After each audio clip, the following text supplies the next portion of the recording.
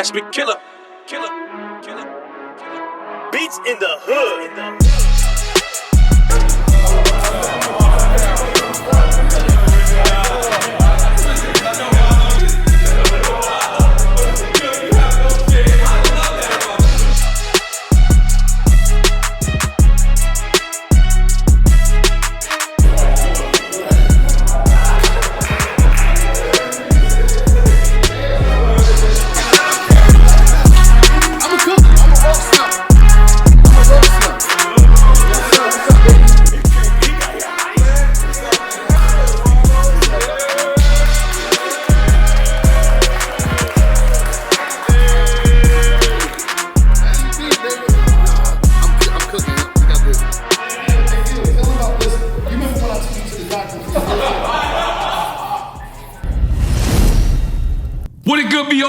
It's your boy N.O.R.E. What up, it's DJ EFN. And this Drink Champs Yappy Hour. Make some noise!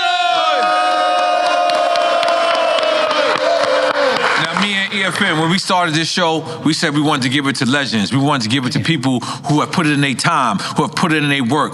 This brother right here, I can mentally say that if I say that nothing won't crack you, I feel like, you know, a picture of him pops up and nothing won't crack you. This brother has faced, you know, diversity. This brother has been through it all, from being from poverty to doing 20 years in jail. And I've known plenty of people who've done 20 years in jail. I know plenty of people who've done 30 years in jail, but no one has had a positive output, a positive look on life like this brother here. I used to wake up in the morning, look at his Instagram and be like, why is he outside in the rain? He's gonna catch pneumonia eventually. And I would call his cuz up and I'd be like, and he would tell me, nah, cuz it's the real deal. You know, I met him a couple of times before that. He did his time, but you know, him coming home has been a pure inspiration to not only me, to I know people in this room, to I know people all over the world. This man is really the definition of you can't stop, won't stop. My man, motherfucker, Wallo in the building! Let's get it, baby. And I want to stay to right to that fact real quick, right? A lot of people that I know in the industry, right? They have an act, right? So which is not saying bad, because even Batman had an act, right? Yeah. Bruce Wayne was his actor, or maybe Batman was the actor, right? So the one thing about you is I've never seen you like change to this other person. Like, you are who you are on camera, off camera, but a lot of people are not like that. So how did you develop that type of mentality?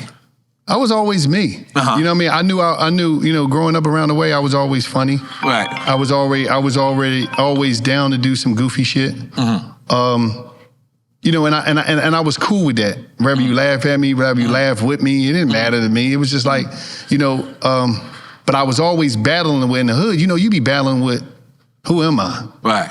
That's some shit. Like, nobody want to, you know, because, you know, I think all of us think we the first dudes that did some street shit. We not following nobody.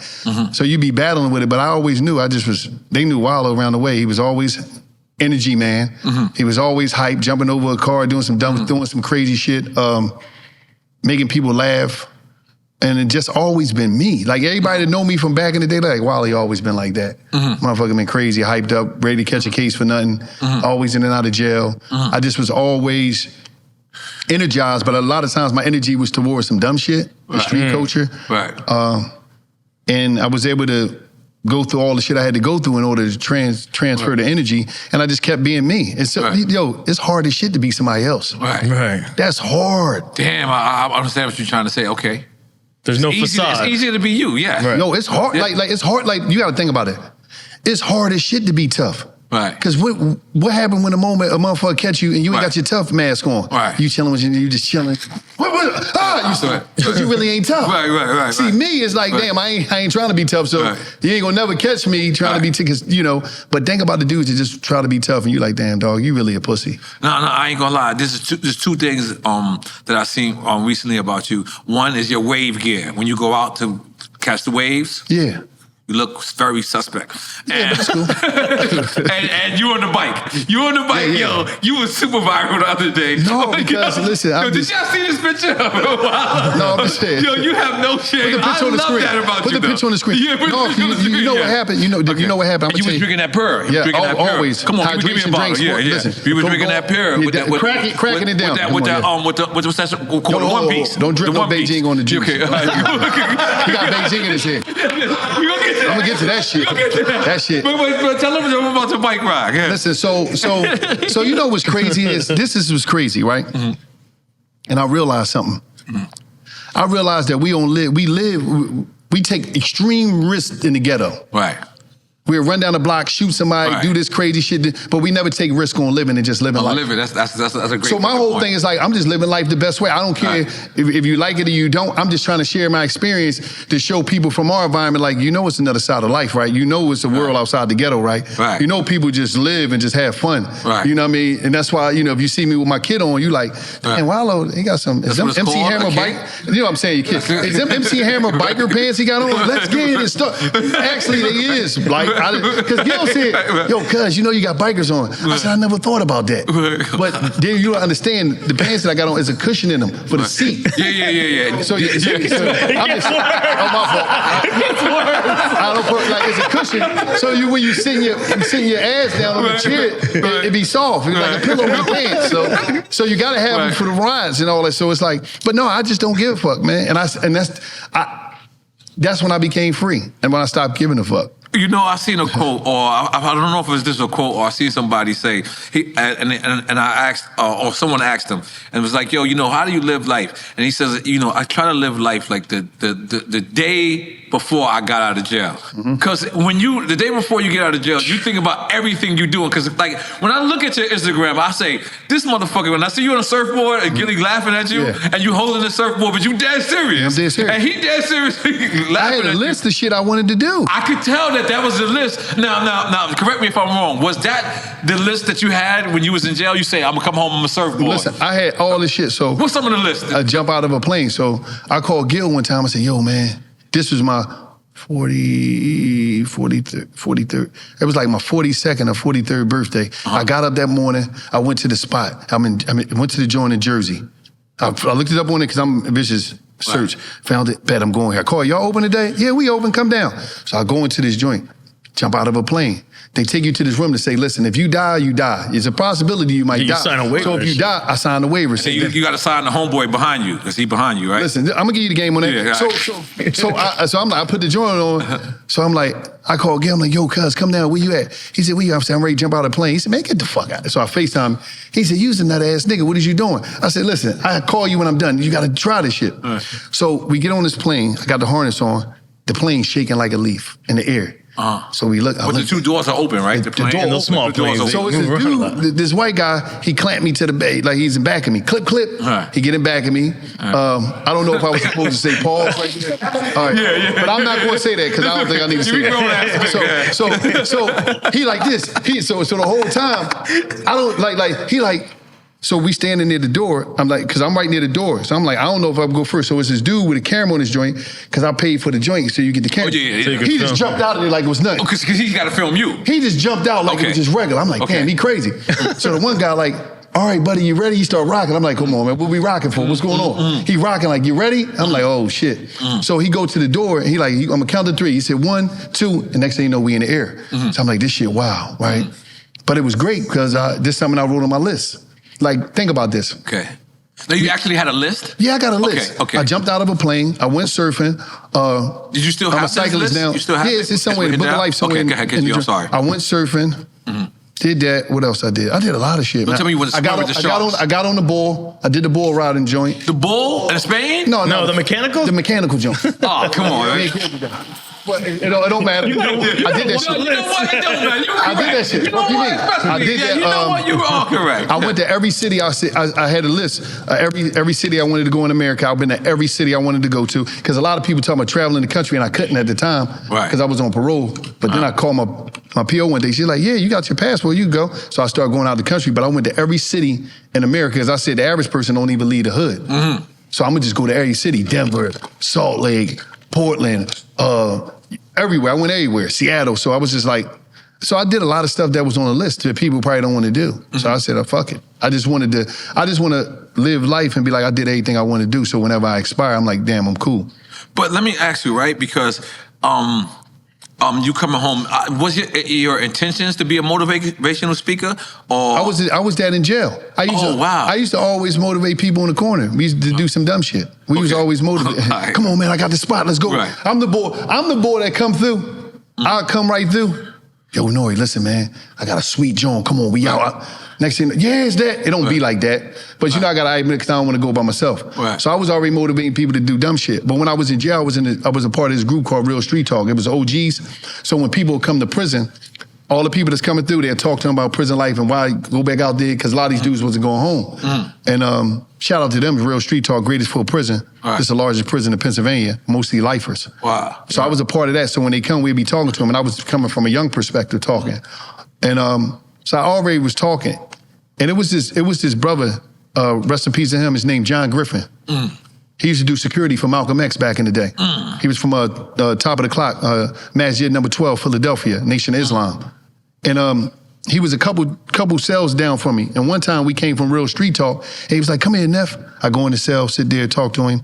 He said, listen, man, I don't know what it is, Neff, but I heard a lot of people speak, and you connect with me, and I'm an old head. Right. You know what I mean? He an older dude. He probably was like in the 60s. He's like, any young boys, man, you got something, man. Go out there and do something with it. Right. Now, I'm talking to a dude that used to do security for Malcolm and shit. I'm like, man, that's deep. Right. But I ain't really, so I just got home. When I got home, I just started on my Instagram, just going in from my grandma's middle room. I'm just giving it to How quickly did you start doing that? As soon as I got out. I'm talking about the same week. I just start going in. I heard that you were blogging a little bit in jail. Yeah, I had the phone, but I couldn't really do too many videos, because that's before Graham really had videos. Okay. And I didn't want to do a video in drawer, because it ain't like now where everybody got a cell phone. No, they had to crash me down. I'm speaking to niggas straight up. That's what I'm saying. They had to crash me down. But that's why I started my page, Wallo267, on Instagram. I mean, in jail, and the 267 came from my prison number, DG2670.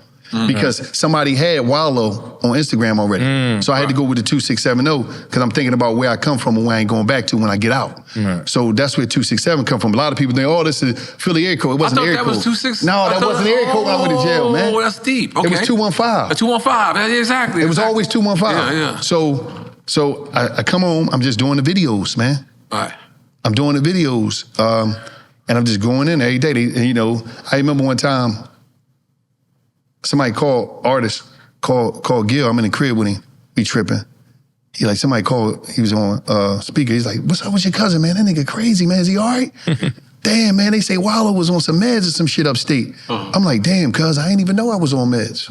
I was like, damn, that's new to me. But he just, because... Oh, this is someone calling Gil. Yeah, calling Gil. Calling Gil. He like, damn, man, he tripping, right? So I'm like, it's whatever. But at the end of the day, it's like, in the hood, you get criticized for doing anything that's not dumb shit. Right. If you decide to do anything that's not dumb shit in the hood, you corny, you a lame, you a sucker. Right. But I'm trying to figure out the corny lames and sucker. Every time we come home from jail, they got their house, they got their pension, they done went travel the world, put kids through college. The corny guys you talking about. The corny guys did all that. Yeah. But all the real niggas come home, holding the block down. What's up, man?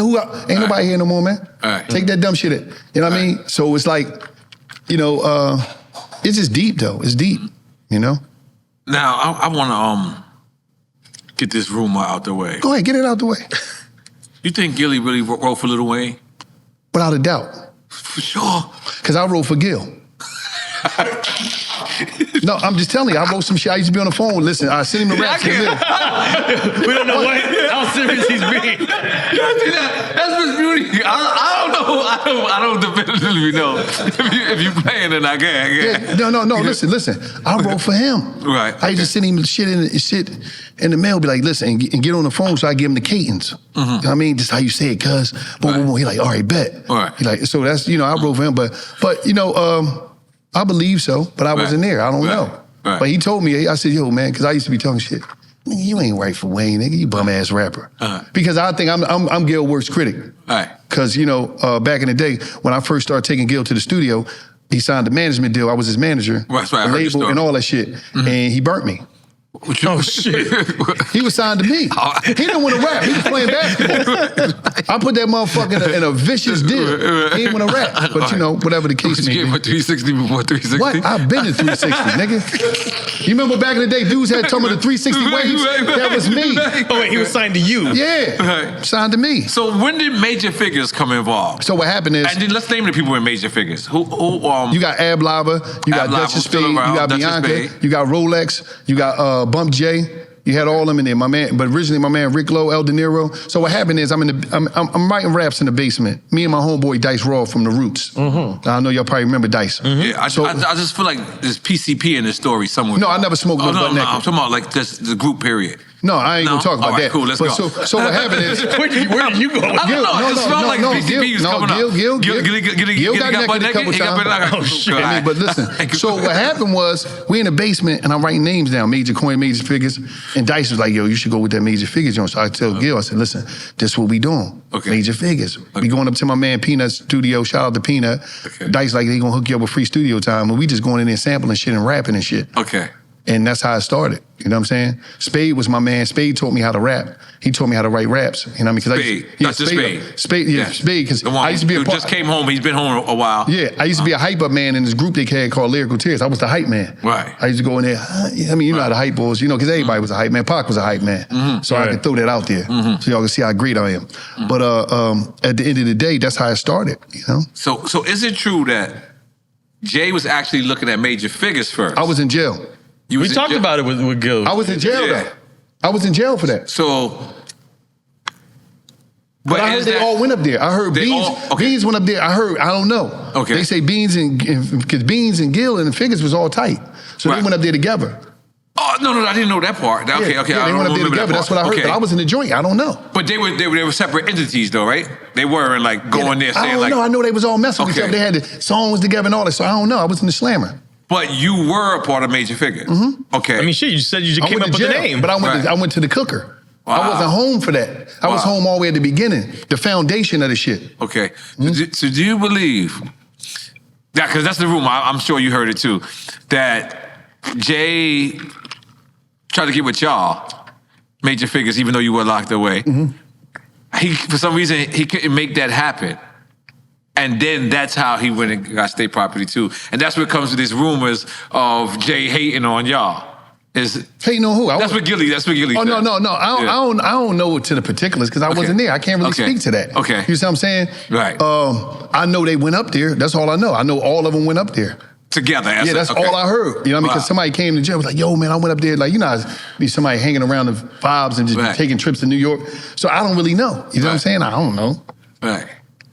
Are you a fan of Jay? Fuck yeah, that's Hov. We all the fans of Hov. Right. You see what I'm saying? But me and Gil had different joints. Back in 1996, when Reasonable Doubt came up, I was a Hov boy in the car, and Gil was a Nas boy. I seen how he acted when he seen Nas in the airport. But we used to talk shit. We used to go back and forth. Oh, you was the whole I was a Hov boy. He was from Nas Brooklyn. boy. He was from Queens. No, fuck no. We was from North Philly. Let's get that right. My bad. Hey, look, we was from North Philly. Let's get that shit right. We was about to claim you. My bad. Like, hold up. Go ahead. So what happened was. So but Hov is Hov. Hov is a great. He did great for our culture. He's a blueprint of what we can be, what's possible, and culture of now and tomorrow. You know what I'm saying? So salute to Hov. But all right, so I'm just asking this rumor, and then we're gonna move on. Mm-hmm. You don't believe that Jay was like blackballing. I believe that's the word, because that was. I'm gonna tell you some real shit. Yeah, listen. But I can't speak. This is for people that's trying to get. But blackballing who? Because people might not know what you're talking about. I can't speak to Jay. Okay. I can't speak. I don't know. Okay. But I'm gonna say this. I'm in the prison. I called Gil. I seen him. I was hype as shit, man. I seen him on Sucker Free with what's the DJ name? MTV? No, but what's the DJ? My man. I just seen him in London. Was it Cypher Sounds? No. Who had Cypher Sounds was I think Sucker Free? Yeah, I believe Cypher Sounds. Wanted to be with David Chappelle. So I'm like, oh shit. Jews looking crazy. He was looking good on it. I'm like, damn, cuz. What the fuck? Why you ain't signed, nigga? I just see I'm telling anybody that'd be us. This, that, third, that's my artist, right? So on and so on, right? So on and so on. He said, man, cuz, man, it's crazy, man. I'm getting blackballed. He ain't say about who, but it's the time he was going through the shit with Wayne, right? So Pete. Okay. There's no bullshit. Since our journey, since I've been home, I finally believed him because I thought he was bullshitting all this time because we ran into certain people from different MTV, BET, Universal Records. Certain people was like, I remember when I got that call from such and such, and I'm like, that shit was real? You wasn't lying, nigga? I thought you bum ass. I thought you just was a bum rapper, cuz. Right. I didn't know, you know what I mean? Right. You know what I mean? Almost there rapper. I didn't know, I thought you was bullshit. Like, I told you, nigga. So, I don't know personally, but I know shit could happen. You know what I'm saying? Shit could happen, I don't know. Okay, so moving on. Whose idea was it to start a podcast? Was it you or Gilly, or was it just both of y'all? Everything is always mutual. I don't really see just one person. I called him though, and I was like, yo, nigga. Because you gotta understand, N.O.R.E. But who's more adamant? Like, cause like if you used to ask me at EFN, I would always say I'm with it, but he was more like pressure, and I don't want to say pressuring me, but he was more like, you know, let's move it forward. Yeah, try to move it forward. See, all right. So in our situation, me and Gil got different departments that we play. I'm more of the administrative part. I'm do the research. I'm the boy gonna come listen, cuz this is what it is. So I hit him up like 4 o'clock in the morning, like, yo, cuz. Read this fucking article, because me, I'm a vicious reader. I'm an article reader, audio book. I'm reading shit to get all the information is hidden in the books and the data. All the information that you need. And that's why I'm able to get a lot of shit. So I'm like, hold up. Spotify allocate $400 million to podcasts in the first quarter of 2019. I'm like, that's before the Joe Rogan deal? I don't even know if Joe was there. He might have been on. So I'm like, what the I'm like, yo, no, Joe Rogan deal came after that. Okay. Because I remember Joe Rogan. So listen. I say, damn. Now, everybody see you and they see Joe, right. But nobody know the science. I mean, nobody know the particular. Nobody understand it. Like with the podcast, y'all, Combat Jack, right.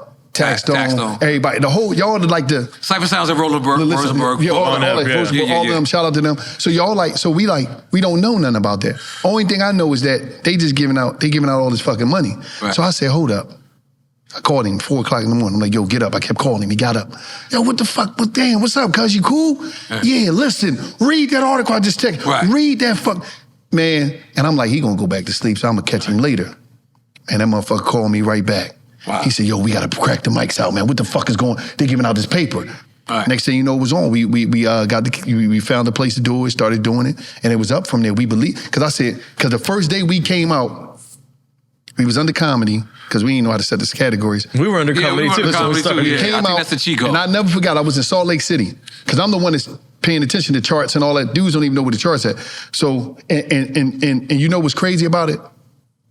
I forget the brother that Tax put me with. Shout out to my man, MF Love, my man Mott, PNB Rock manager, rest in peace at PNB Rock. He connected me with Tax in jail.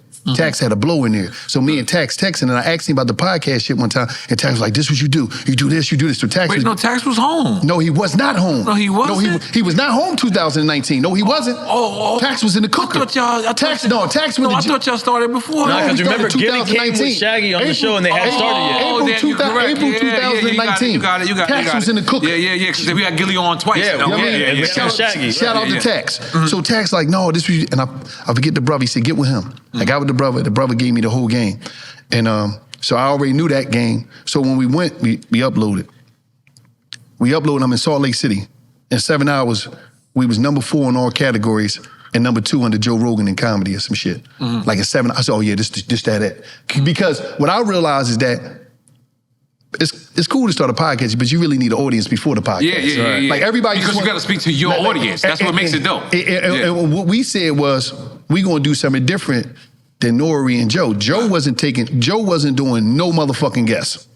Right. He wasn't doing no guests. You was only dealing with the OGs, the legends. So we like, it ain't no space for the nephews. So I said, we gonna smart. Because what happened is, when people start podcasts, they even want to be a drink champ. They even want to be $1 million worth. They want to be a joke. They want to, instead of saying, let me go somewhere where nobody's operating it. Right. So we said, we're going to operate in a certain field that there's no platform from them, because they ain't got no, and that's what we did. We went straight. But first we said, we got to get us all first. So when we started doing, we took the first 6 months and we did all our own joints. About 6 months, we get calls from Spotify and everywhere. And then I remember, people just start hitting the Shaq like, man, I gotta come kick it with y'all. Kevin Durant, like, yo, man, y'all niggas crazy. People just start coming. You know what I mean? They just start hitting us, and we just start getting people on after that. But we said we want to get established, and then we want to focus. As you see, we had all the youngins. We just want to bring the youngins through, get them a place to have a platform from them, because it wasn't one. Right. And that was the greatest thing we did. Now, let's make some noise. Yeah. Thank you, man. Now, you got two, I don't want to say not only famous, but it was like heartfelt, real moments. There's a third one as well. Where like everybody from the streets, everybody, whether they made it out, whether they're still in the streets or whether they just dealing with it, when you had that conversation with Doug, and then you had a conversation with Durk, and then you recently had one with Kodak. But I would like to break down each three of those. And Pooh Shiesty. And Pooh Shiesty, okay. Shout out to Pooh. I just talked to his dad a week ago. Because we had one, and I regretted to have this conversation, but With Dolph? With Dolph, I told Dolph, I was like, I actually asked him, I said, yo, you ever think about moving out your city? And he was like, nah, they love me in my city. And I was like, you know what? Most rappers fail in their own city. And I kind of like alluded to like, maybe like, you know, look for another place somewhere else, just, you know, to have. And his exact words were, or almost to the T, that shit like that could never happen to me in my city. That I can't tell you how much. Bro. Let me finish though. I can't tell you how much when they, because that moment that you had was the same moment I had, right? And I didn't want to be right. Yeah, you never want to be right. You know what I'm saying? So, like, I can't tell you how much I cried because I was like, damn, I actually warned the brother, but, you know, like, I respect him, and I know not to talk down on the young generation. Yeah. I know to talk to them and not down, and sometimes not even above, just talk to them direct. So I was speaking to them direct, and I didn't want to be like, yo, you know what, young brother, like, but you did. You like cut deep. I believe the first one started with Durk. So let's start with Durk. First one, Pooh Shiesty. It was Pooh Shiesty? Okay. Pooh Shiesty, King Vaughn. Okay, King Vaughn was there? Yeah, King Vaughn joined. King Vaughn died a week after our podcast. Damn. Wow. We had King Vaughn, and in that same interview, rest in peace, King Vaughn and P&B Rock in that same interview. You've been to the base. You've been to that one, the older studio. Oh, they all together. If you look at the picture, rest in peace, you got King Vaughn, and this whole clip is a clip. It's King Vaughn, it's Gil, me, P&B Rock, and standing right next to him at the door was Cheese, Gil's son. God bless. Wow. God bless. Oof. So you gotta understand this. So that was the first conversation with Pooh Shiesty? No, Pooh. Okay. You know what I mean? I look at it like this. N.O.R.E, you know, and I know. Anything can happen to you anywhere, because N.O.R.E N.O.R.E is from Miami, born and raised. This motherfucker lived in Miami. He can walk in any restaurant. This is when you know you made it. He can walk in any restaurant, they gonna make him a plate, he can just do whatever. He can go and stay in anybody's house, he can do whatever. He live in Miami. So for him to say that, he was that. Right. And Dolph, rest in peace of Dolph. Right. Dolph was one of the most smartest, business-minded people in the rap game I ever talked to. Right. He knew the game. So I talked to him from a place of this. I'll be 46, June 21st. I love being Unc. I love that I made it this, because most of our homies ain't make it to C17. Right. They ain't make it to C18. Right. You know what I mean? And, and everybody in this room probably got like, the older dudes, we got about 25 homies that's not here no more. Yeah. That's dead, that's gone. Not counting the other 25 that's in the penitentiary that's never gonna make it back. Yep. So to be out here living life, I want them to see that. Right. I want them to be able to get over the hump and be like, damn, I ain't got no hair no more. Right. Like, that's a different vibe. It's a little scary. Like, you cheating too. So we're gonna get to that. I'm mad as shit. Stop rushing. Fucking cheating. I hate niggas with hair my age. Yo, did that. Okay. You cheating. We gonna get there. We'll get to that. But so what happened is, I gotta talk to them from a place of, I know, this is what I know. Right.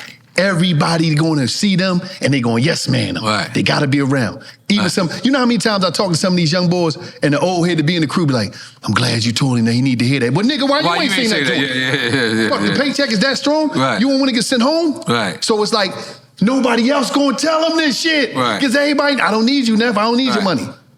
I don't need Pooh you. Shicey's a young kid. What made you? I seen Pooh energy. I had to give it to him, and I seen what he had going on. Okay. So I stepped to him. I said, Neff, what you doing? On the drive, I said, yo, man, don't disrespect your blessings. Right. I mean, because you looking Right. at all this shit. Right. You talking to, as you gotta understand this, N.O.R.E. In this game, we coaches. Right. Coaches last longer than the player. Phil Jackson had Mike and Kobe, baby. Yeah. I'm gonna see all y'all players come through. I'm gonna still be coaching, nephew. So I'm just giving you game because I done seen you before. I done seen you on the streets and I done seen you in the industry. Right. It's a clock on that shit. Yep. And it's based off of your decisions. Yep. You know what I mean? So, and you know when the money come, you become untouchable. Right. You see what I'm saying? So it's like I had to tell Pooh, and I'm gonna tell. I had to talk to all of them. I had, because it's like, why not? And I know they respected it somewhere. They all respected it because everybody else want to be cool with it. I ain't got time for that. It was a moment in a Durk interview where you also anybody who lost somebody. Gonna relate to this moment. You sit there and you like, and you riled up. And I remember me feeling you, and then I remember me being Durk though.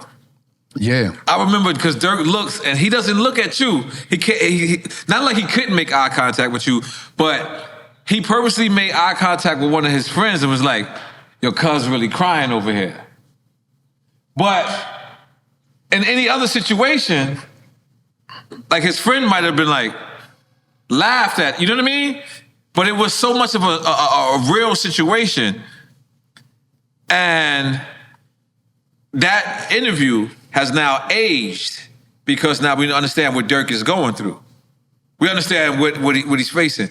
Do you wish he listened to you more? I don't know the particulars of the situation. Do you remember that moment when I'm talking about?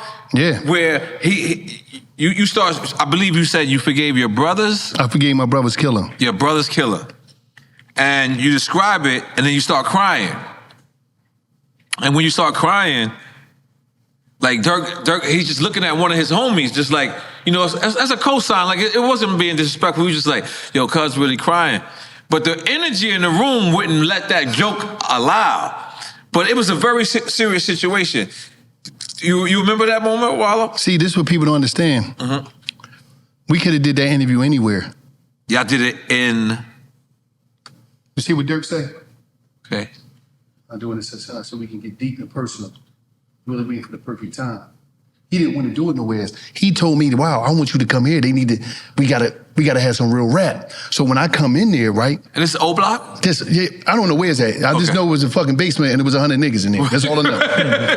Right. So when I come in there, he's seeing me like, damn, Neff, what you doing, man? He just see me in Oak mode. He just loved it. Because he like, they need this. Like, when you say they need this, Durk is saying that to you? Durk is like, yo, we got to come to the block. You got to talk to the block. Okay. You see what I'm saying? Because, I made it, but it's like, I made it, and I want to take everybody, but I can't. And these is my friends. See, this is what we don't understand about the ghetto. You're saying this is Durk energy. This is what Durk tell me. He's not saying this to you, but this is energy. No, this is what he told me. Oh, he said this when out of his mouth. Listen, he told me on the phone, like, yo, I need you to come to the block. Wow, that's deep. Because it's like, I need you to talk to them because they fuck with you, They fuck with you and give. That's correct. We fuck with y'all. Like y'all like really like, they watch y'all shit all the time. We all like our uncles. But I know you could just come to the block because I made it, but everybody else ain't gonna make it. And I just need you to show this a different way. And so, that's why I got so passionate in the room because I know we got a room full of young niggas and in the street ghetto in the ghetto, revenge is king. That's your pride. That's what you carry. That's your trophy. That's like this belt, like revenge. Yeah, I got them niggas back. So it was like, at that moment, I had to share my story. Like, listen, bro, when you see me now, and you see me with my niece, my nephew, you see me with Nanny, you see me with my mom, none of that is possible if I ain't forget my brother's killer.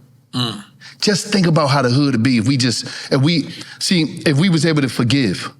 One motherfucker died, 10 people would die from that. Then them 10 people, 100 people would die from that. Like, you got to think about this shit. We out here shooting in the motherfucking mirror. We shooting us. You looking in the mirror, you shooting yourself. So you got to say to yourself, like, that was the greatest thing I ever did. And I share that story every time with people so they can understand.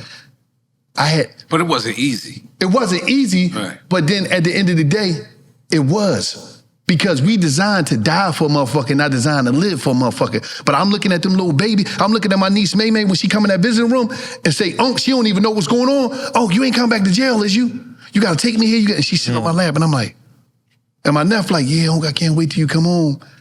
And he just lost his dad, but he sticking it, and I'm like, there's so much shit going on, but I'm like, I gotta live for them. I gotta live for Nanny. I gotta live for mommy. I gotta live for, and that was a great. I'm not here if I don't live for them. So I'm an example of what living for your people is like. You see what I'm saying? Because it's like, and then you got to battle with you got to understand, it was a battle. It was a battle with the idea of like, you deal with that ghetto pride, but as I'm evolving, I'm like, I'm not even thinking on that point. But then I'm sitting here and I'm looking at, and I'm saying, my brother, he know I got to be here for these kids. I can't let him down.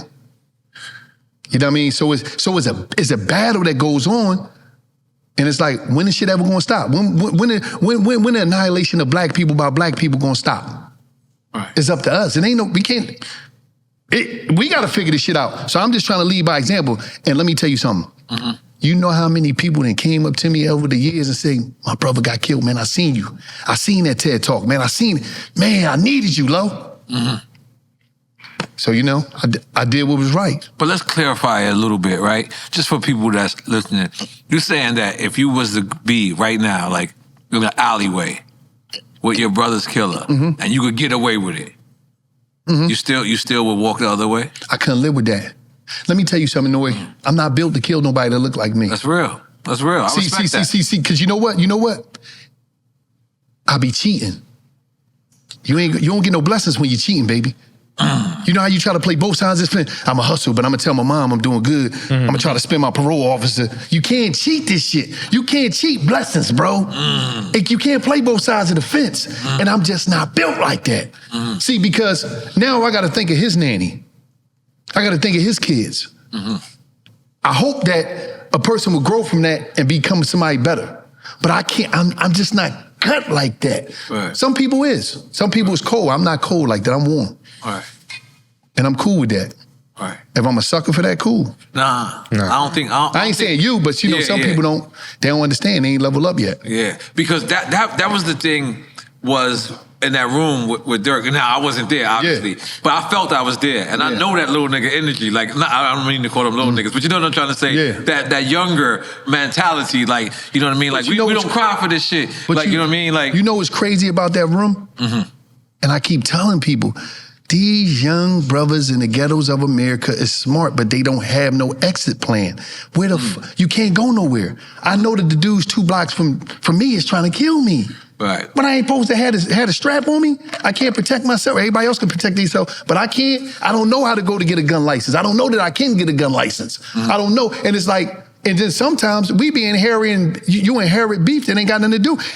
You got beef based upon where you was born at. This shit ain't got nothing to do with you. Right. And you don't even dig that. You got a beef because the one OG from that block fucked this dude OG from that block, baby mom, and they've been warring ever since. You don't even know, you just know I gotta kill them, I gotta hate them, because somebody it was marketed to me that somebody told me I gotta hate them. Think about that shit. It's deep. Now, what officially was you sentenced to? A total, first I got 6.5 to 25 and 13.5 to 27. Okay, 19.5 to 52 6.5 to 25? 6.5 to 25. Break that down for people. You had to do 6.5 years minimum or 25 years. Max. In Pennsylvania, you do a day for a day. It ain't no, what's that, good timer? It ain't none of that shit. So if you got 6 years, you're doing 6. Right. But your time to get out of jail is really the 25. You got to go to a parole board and beg for mercy. Right. Basically, like, I got my life together, I'm a different person. You know, you got to go to the parole board. So I had a total of 19.5 to 52 years. For 2 armed robberies, 2 firearm violations. Okay, all right, so it was violence because of armed robbery. Yeah, it's fuck, you got to slam her. That's armed, even though you ain't got to shoot no, people think a violent crime is you shooting or doing something to somebody. Once you pull that thing out, it's over. All right. Wow. So you wound up doing 20 years. And this is 20 years straight, or you No, I did 5. Was out for a couple months, went back, did 15. Okay, so You violated when you came out for those couple of months? What did you do? I caught the other case. That's how I got the other case. I got busy. I'm expecting you to say I slipped up. No, I got busy. That's one thing. Another thing about you is I'm accountable for my shit. Yeah, because if you're not accountable, how you gonna grow from the shit? Because now you lying to yourself. You know what I'm saying? I did that. I was on some goofy shit. So when I go back, I do the 15. I said, oh no. What? Then maybe it's I'm in there like, oh no. It was different. Right. I had to do that. 15 straight. 15 straight. Yeah. And you were younger, because I keep seeing your yeah, man. I was. You keep talking about my mustache. Come on, man. You had the PB Herbert mustache. Come on, that bullshit. You got that Beijing in your joint. I think that's a Beijing mustache too, nigga. But how young was you when we started the 15? I forget. I did the 5, came back to 15. I was like early 20s, real early, like 21. So the rap career, nothing could keep you away from this? No, man, I was better. I was the best. I was probably the hottest rapper in Philly history. I just, hotter than all the niggas, man. Gil, Beans, Meek, Black Thought, Fresh Prince. I was hot. EST, Tough Crew, State, for all of the State Fire. I was hotter. The Youngsters, Philly's Most Wanted, and Roscoe Pico. I was hotter like a lot of them boys, man. But you know how the boy be saying, I could have been better than Michael Jordan. I messed my knee up. That's me. I'm one of them boys. Like, oh my God. I'm ready for that. Ready for good time. Give us flowers first. Oh, yo, man, listen, that's right. You've been on our show before. Our show is about giving people their flowers, and man, I'm so proud of you, man. Thank you, my brother. Seeing you come home from a very unfortunate situation and making not only the best of it, you make it, you know what I mean? You really went from the streets to the penthouse, man. I really appreciate it. And I love the fact how you and Gilly be joking on each other. We're going to get straight into that. But before we do that, we want to get into... Oh, I got the briefcase now. I made it, baby.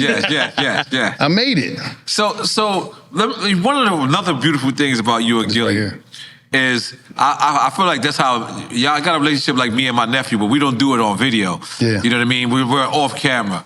But you guys really cut deep. Like, y'all remind me of two Queens and Harlem people. Mm-hmm. Like Queens and Harlem people don't know how to joke. Like they're terrible jokers, right? Like they really cut deep. But if you're from Queens, you understand that language. Yeah. Like the two Harlem, like even Jim Jones and Cameron right now, the only people not panicking is people from Harlem. Okay. Because everybody's like, that's the way they kind of like. Okay. They kind of like, it's every other borough that's sitting around like. But that reminds me of you and Gilly. It's like, y'all really like. What did he say that your name was when you was in jail? He said a bunch of names. Because I think I told Gil about a bunch of jail shit, and he just loved jail stories. So this is what he do. So he run into people that I was in jail with, and he get their numbers, and he just call them to talk about jail shit for no reason. Right. I'm like, cuz, why the fuck y'all was talking to your celly, man? You ain't tell me about the time when y'all was in the yard and the boy sucker punched the boy, and you was ready to run, and they had nothing to do with you. I said, what the fuck? Jay tell you all that shit? He just a loser. Right. He want to talk about jail shit bad. Right. And just get all his data about meaningless shit. So, but what would you ask me? No, I just love the fact that, like, y'all call each other all types of names. Yeah. Y'all go at each other, and there's no love lost. Like, it's just like, but I mean, y'all really go at each other. Everybody do that around the way. Yes, you can. Like, bro, everybody do that. Yeah. It's just that y'all just seeing us because, like, if we just clash because he always want to go against. If I say green, he gonna say red. I read somewhere that they said friends who argue with each other, right? Yeah, and I've seen that. Like go at each other, live a long relationship. Okay, well we like cool. Like y'all gonna live a long friends to each other. That nigga, yeah. So we play a game on our show. It's called Quick Time. You drinking? No, I'm not drinking. So Sonny, come in here and start and be a ringer for the. Sonny D ain't see a drink he ain't like. Philly people. No, Sonny D ain't see a drink he ain't like. Yeah, we need for two. It's both of y'all. Okay, yeah. You got somebody from Philly you wanna you got any? Why you whispering like there's no cameras on? They ain't trying to drink. Ain't nobody trying to drink. Yeah, that was the weirdest shit in the world. This nigga whispering like the camera ain't right there, my dude. What the fuck? This is my partner right here, Pew Rata. Okay. Come on, but drink. He look like he don't drink. You don't drink. You No, gonna he drink? know how to drink. Don't get. I see you got that pure on. Yes, I right. see This you my on that partner pure. right here. Yeah. Yes, sir. Don't get sauced down. Yeah. So right there, don't get All right, sauced so you down. want to explain the Did rules? we play this game last Nah, night? take the drink. Yeah, I don't How think do you do this? I don't think when we came. We'll ask you two questions. You pick one and we don't drink. But if you don't pick one, so you say neither or both, we all, well, you're not drinking, but we drinking. Mm-hmm. He sees that he's dangerous. Huh? Yes, Sonny ain't see a drink he ain't like. Right. Sonny ain't seen no. Sonny don't play. I mean, Sonny don't play. And you can go in on why you answer in a certain way. Okay, All right, I'm waiting for you. All right. All right, you This shit ready? ready to get scary. Oh, got it. Tell him to mix you a shower. Can he mix it with a drink? It got to be pure. What you drinking? I'm gonna drink water with you. You get whatever you want. I don't think I got enough Because you know water you for can you, mix that buddy. with a drink. You could do, you want to do I'll do vodka? vodka. I'll do vodka. So I'll give you your own bottle. And he can drink a bottle right now. Wait. Sonny. You gonna do vodka? Sonny ain't no joke. A pit bull? Oh, you want Bacardi? Not Bacardi, I got rum too. Here, take the Tito's. Tito's. I got There you Yeah. go. Oh, that's what you got? Yeah. He got it right here, Tito's. So we good. Hey, he got the Tito's. Let me pour you. Now we good, Jamie, we good. All on start. Ready? This boy Yeah. Sonny is dangerous. All right. Okay, you ready? I got the first one. Go ahead, go ahead. Okay. Pure the chaser. That's Give him fine. that pure as a chaser. And that, okay, we're gonna get into that too. Okay. That water? No. Rakim or KRS-One? I can pick either one. Either If one. you pick one, we're not drinking. But if you say both and neither, Both. Both? Damn. All right, y'all drink. Both. I got But you. don't do it on purpose either. I'm not. They both. I can't. Like, No. I agree with you. I agree with you. No. Yeah, do a smaller shot. Yeah. Don't do this. No, get a glass. What y'all doing? No, don't get him Drink drinking. Don't get him All drinking. right. Yeah. Go drinking? All right, Drink it, but the next one make a smaller yeah. shot for yourself. That shit must be strong. My bad. All right, I got this Okay, one. good. Tupac or Eazy-E? Damn, both of them was my guy. Both. Damn, Yeah, okay. Wallo is. Oh, Nori, where you at? What you doing, Nori? No, I ain't drinking. Sonny's drinking for him. All right, Yeah, he's my designated drinker. Okay. All right. So drink. I'm respecting you. You know Drink? what? No, I you love don't that. drink. I love You that. know what? I say, you know what? I'm gonna join him. Y'all on ready? that. Y'all asking some crazy. You gotta understand. You gotta understand. Easy. Easy came with Ruthless. Here you Right. go. Easy came with Easy Ruthless. changed the game. Easy changed the game. Pac can change it. You can't. You know what I mean? So I gotta get Easy his props. Yes. Yeah. Rap Radar or Joe Budden podcast Rap Radar. or the Joe Budden podcast. Both of them. I mess with both. I mess with everybody. Why you got See, I told you that's why You can't leave. I didn't have enough. You can't leave B Dot in them out. No. And Joe, both of all of them is I agree great. with you. Yeah. I forgot to say Rap Radar too. Have Elliot ever hated on you? No, No. Elliot cool. No, Elliot cool. Elliot don't hate on He know him. Y'all take your shots? right off the bat? Oh shit. Y'all asking some Oh, crazy shit. joints. Major Figgas and State Prop. Tasting hell with this damn. Both. Philly. Both, baby. I should have just said Philly or Philly. Both. Y'all played. Y'all go ahead and get Damn, y'all gonna get dog. sauced All up. right, fill him up. Sonny, fill him up. Yeah. I'm gonna be the one that's fucked up on this one by myself.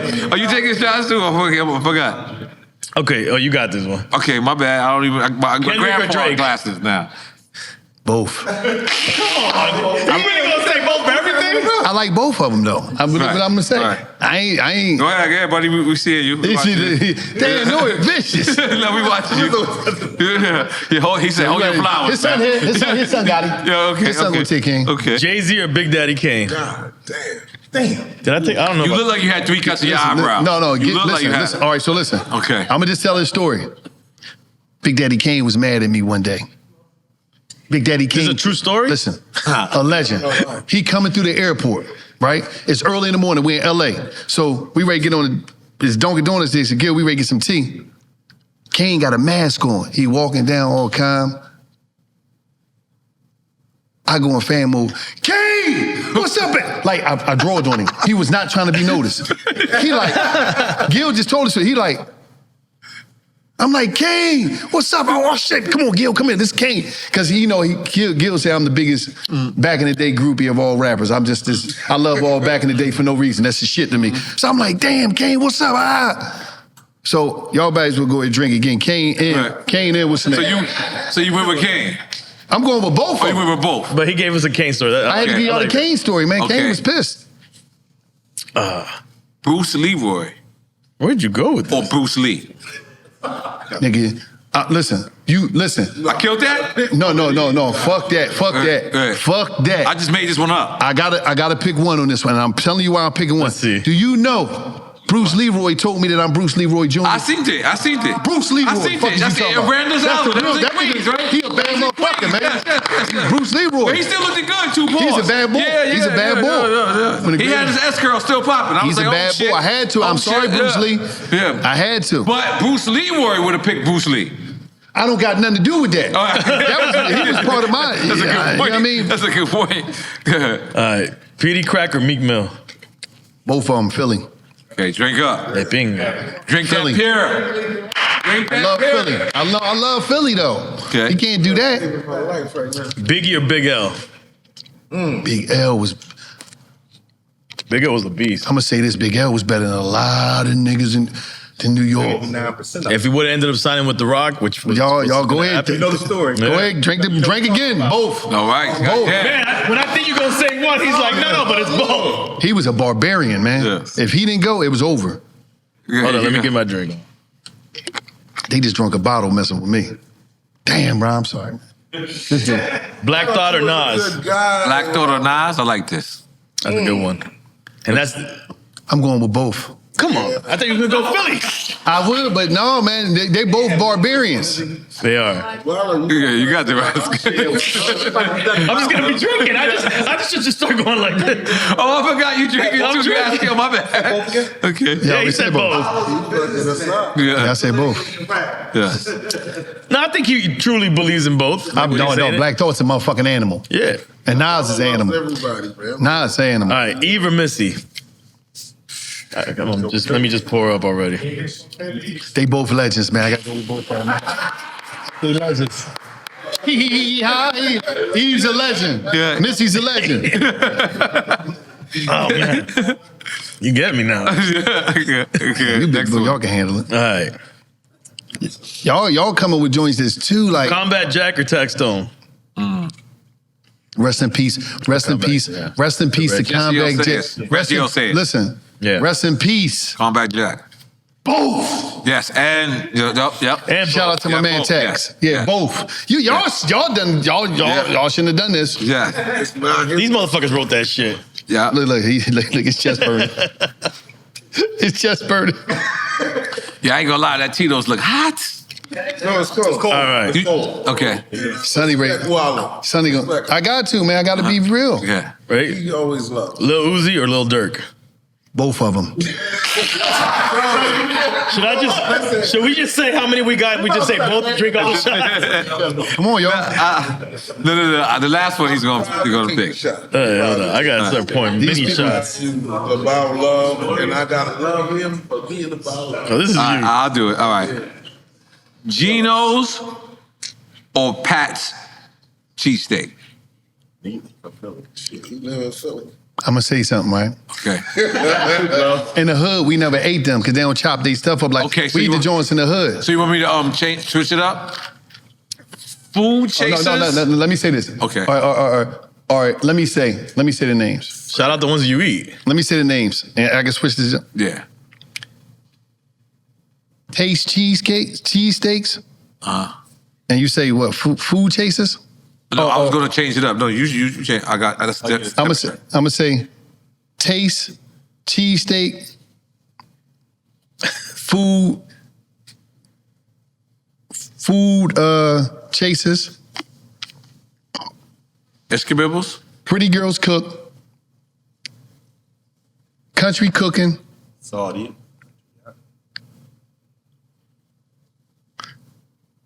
I'm missing somebody. Juice by B. What's the name? With the glasses that cook at DJ Boo joint. She gonna kill me. I know you're talking about. Pretty girl, right? Yeah, I said her.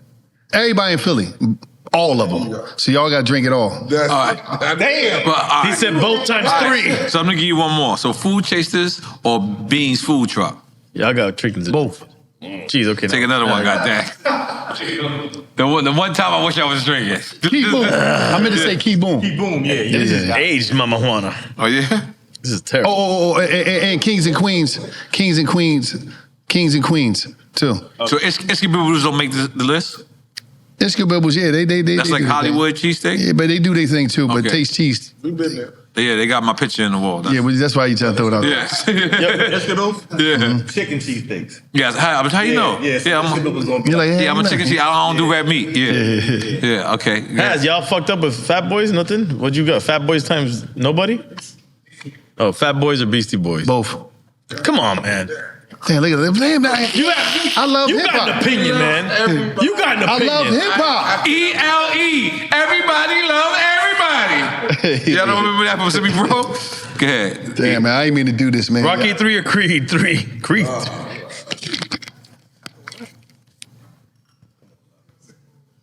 Yeah, right. Michael, Michael B. Jordan, that's my guy on the show.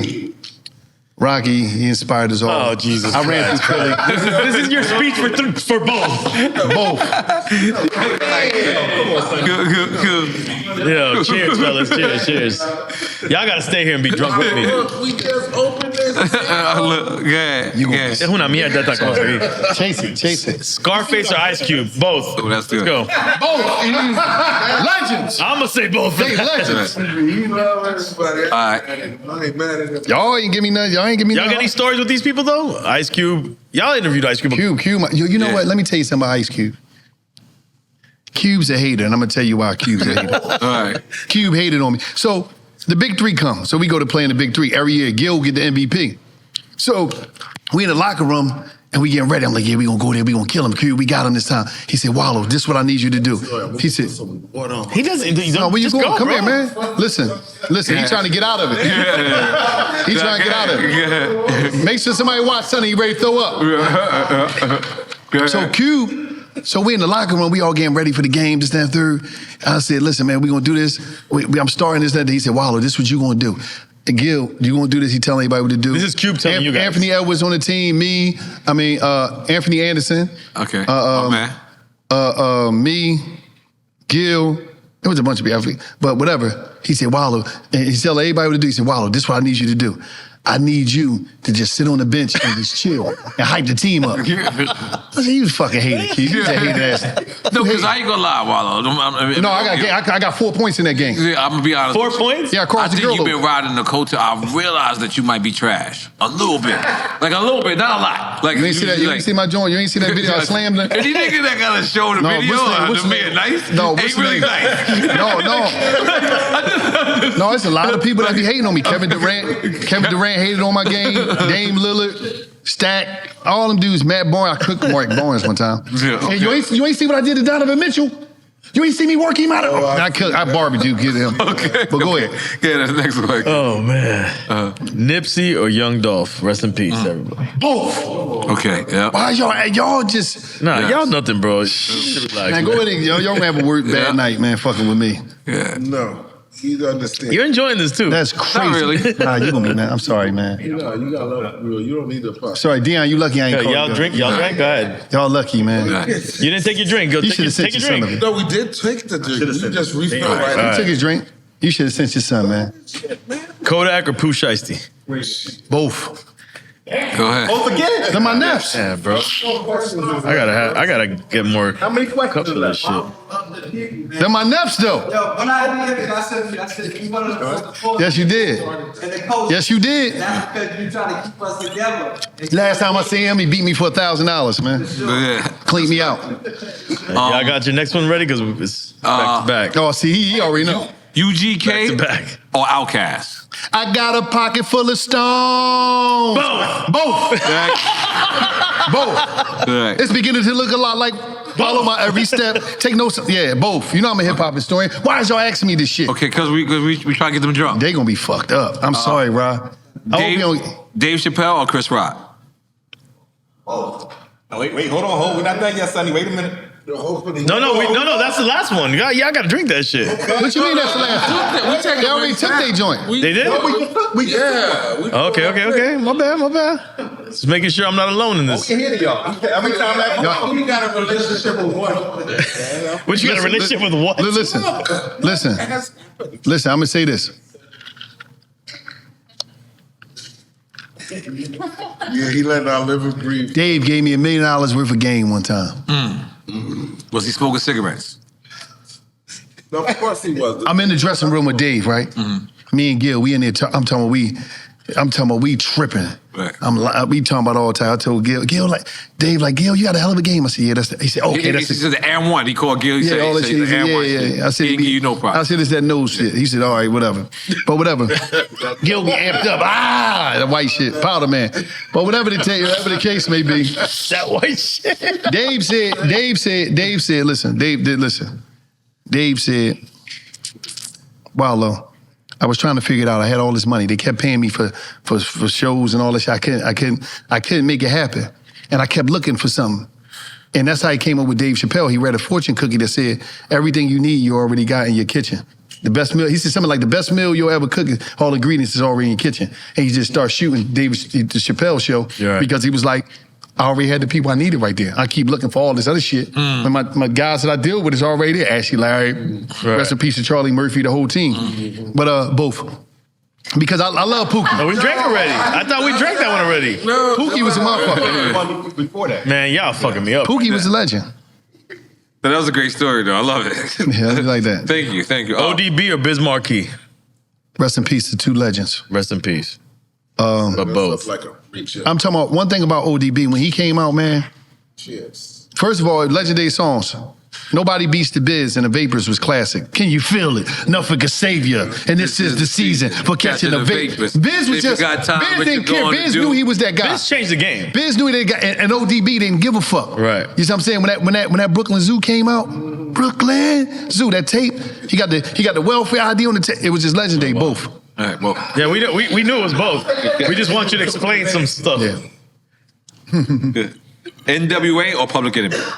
I mean, that I would. Listen, I'm gonna tell you some real If shit. you don't say right? both, I'm throwing the ball. I'm gonna tell you some real shit. There's no bullshit. I'm at this City of Angels. Everybody in there, all the CEOs. No. I think it's called City of Angels. They're giving something to Leo. Right? It's not like the Leo thing. Oh, He was there. Listen, all right, listen, my you was bad. there, N.O.R.E. All right, my bad. Listen, you was there. Yeah, my bad. The dopest hip hop shit ever happened to me because, like, y'all better not mention DJ Premier because I'm beefing with him. I'm gonna tell y'all about that shit. Beefing with Premier? Yeah, I'm gonna tell you why. Nobody beats with man. I'm gonna tell you why. He did some shit I ain't like. All right. So listen. We got Premier's back. So listen. Well, hold up. So we in the joint, right? So they giving Leo and them stuff. Everybody in there. So I'm sitting there. I'm like this. I got the suit on, chilling. I look over to go Chuck D. Chuck G did one of these joints. I was done. Right. This Chuck. Right. Yeah. This Uncle Chuck. Right. This Public Enemy #1. Do you have on a Pittsburgh hat? No, I think he had some jeans on though. He keep a pair of jeans with some Levi's. But I don't know. I'm just like, oh shit, this dude know who I am? It was just a legendary moment, but both. Okay. No, I felt the same. He tweeted about Drink Champs. I framed it. Yo, you know how legendary that is? Yeah. Like the younger kids probably like, damn, they tripping out. Right. No, they Nah. Chuck D? This dude, he spoke truth to power. He was a legend in NWA. Listen, And he said Anvil. I figured out what he's doing. He said, I'm gonna make sure Sonny never drink again. And the big homie right here. I'm gonna this gonna be Sunny Rehab. I'm fucking up. Putting too much in there. Yeah, it's intervention. Schoolie D or Ice-T? Ooh. Originals or gangster rap? Let me tell you something. Let's see how deep he goes. Listen, Ice-T said, listen, hold on. Schoolie said, looking at my Gucci's is about that time. He said, but nothing is like Saturday night. It was a Saturday night, I was feeling kind of sporty, went to the bar, but Ice said, this is what Ice said. This is what Ice said. Ice said this, and this was so crazy. Ice said, speed of life, fast. It's like walking barefoot over broken glass. It's like jumping rope on a razor blade. All lightning quick, decisions are made. Lifestyle.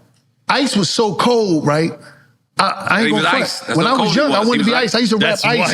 I used to rap Ice in the mirror like, damn, this boy Ice. And then when he killed the New Jack Hustler, New Jack Hustler. And then when he said, I got a bitch with hair, a bitch with none. A bitch with a knife, a bitch with a gun. I got a bitch with an ass big as a TV set. And there's a bitch over there. Hey, the one I want to get, but maybe not. She might not like me, no. No sweat to a vet. I get a sister, though. Word. He said, I got a bitch with a... He said, I got a bitch with a mink. He said, I got a bitch with a mink. Who rocks a fat gold link? Who like to fuck me with that ass up on the kitchen sink? I got a bitch with hair, a bitch with none, a bitch with a knife, a bitch with a gun. He was cold. Yeah, he was cold. And then Schoolie was just cold, both. Right. And you know there was both real stories too. Did That's Schoolie crazy rob a shit. bank? No, Cool C robbed. That was Cool C. Yeah, that's Okay, what all they say. right, working Like, out. Okay, all right. Oh shit. Emilio Sparks or Oshino? both. Philly. De Binga, bro. Philly. Hey, Was that a loaded question? Tales of a I don't hustler. know. You know I used to manage. He's managed. Oh, Tales yeah? of a Oh, hustler. so you managed both of them. That's right. I managed those Keynote Sparks. Okay, goddamn it. Take a shot then. Emilio Sparks, a young gun. They was killing that joint. Moving out Okay. with strip of memories of them. Cassidy or Young Chris? Both. Philly. Damn. God damn, dog. I was about to drink my water and shit. Y'all listen, this, make this a clip by itself. Yes, we got you. The drink, this yes. is Drink Champs at its highest Yes, form. this is your drunk Make sure talk. I'm awake. All right, y'all ready? Now this is the one. And then we got one more after this. Oh, yes. Oh yeah. Will Smith or Kevin Hart? He's gonna say both regardless. Both. Okay. That's easy, man. Now this is the last one we can get back to the interview. Loyalty or respect? Wait, we got a drink though. No, relax, chill. Everybody drank? Of course, man. Let's stay true to this game that we're. Sonny, I'm gonna get you out of the drinking game, Sonny. Yeah, I know. I know what you're trying to do. Cheers, fellas. He said, Sonny gonna stop today. Oh, they got one more after That's this. the right? I love this. No, this is it. This is the last one. Both. Last one. Okay, both. Wait, okay, he all said right, okay. both automatically to the last Loyalty, he one? said loyalty, Loyalty or or respect? Well, that's the right answer too. Yeah, that's the right answer. That's the only time we say you should say both. Yeah. I don't know why people don't say both all the time. Right, for that Both. question, right? Okay. So, okay, y'all brothers, I could go back to Thank y'all, brothers. Yes, yes. Go ahead and go to the bathroom. love Go ahead and stand up and get drunk. Sonny right here, baby, spinning. Yeah. So, So he's like, they spin 28 it. shots. let's make That's some a noise. record. Let's make some noise. You know, goddamn. It was uncalled for that you didn't drink in this episode. Now, me and you got something else. We got something else in common that is not popular. What? Only difference between me and you What happened? that is not popular that we both kind of do is I don't do it with my hometown team, but I have been known to be a bandwagon fan A sports? because we've looked at your previous Instagrams What? and you haven't been rocking the Philadelphia Eagles joints, right? Let me finish. But this is what I want to ask you. But we seen that once the Eagles got hot, you jumped on board. Yeah, that's my team. I'm from Philly. We've seen you with what's my man's name? Saquon. Mahomes. We seen you with the Chiefs jersey on. I believe you walked through like, whatever. and someone checked you. Someone checked you. They're like, you're an Eagles fan now. Okay. But now let me. I got him there. Right? All right, but look. But let me ask you now. Listen, the president has just issued the Eagles an invitation to come see them at the White House. They said nope.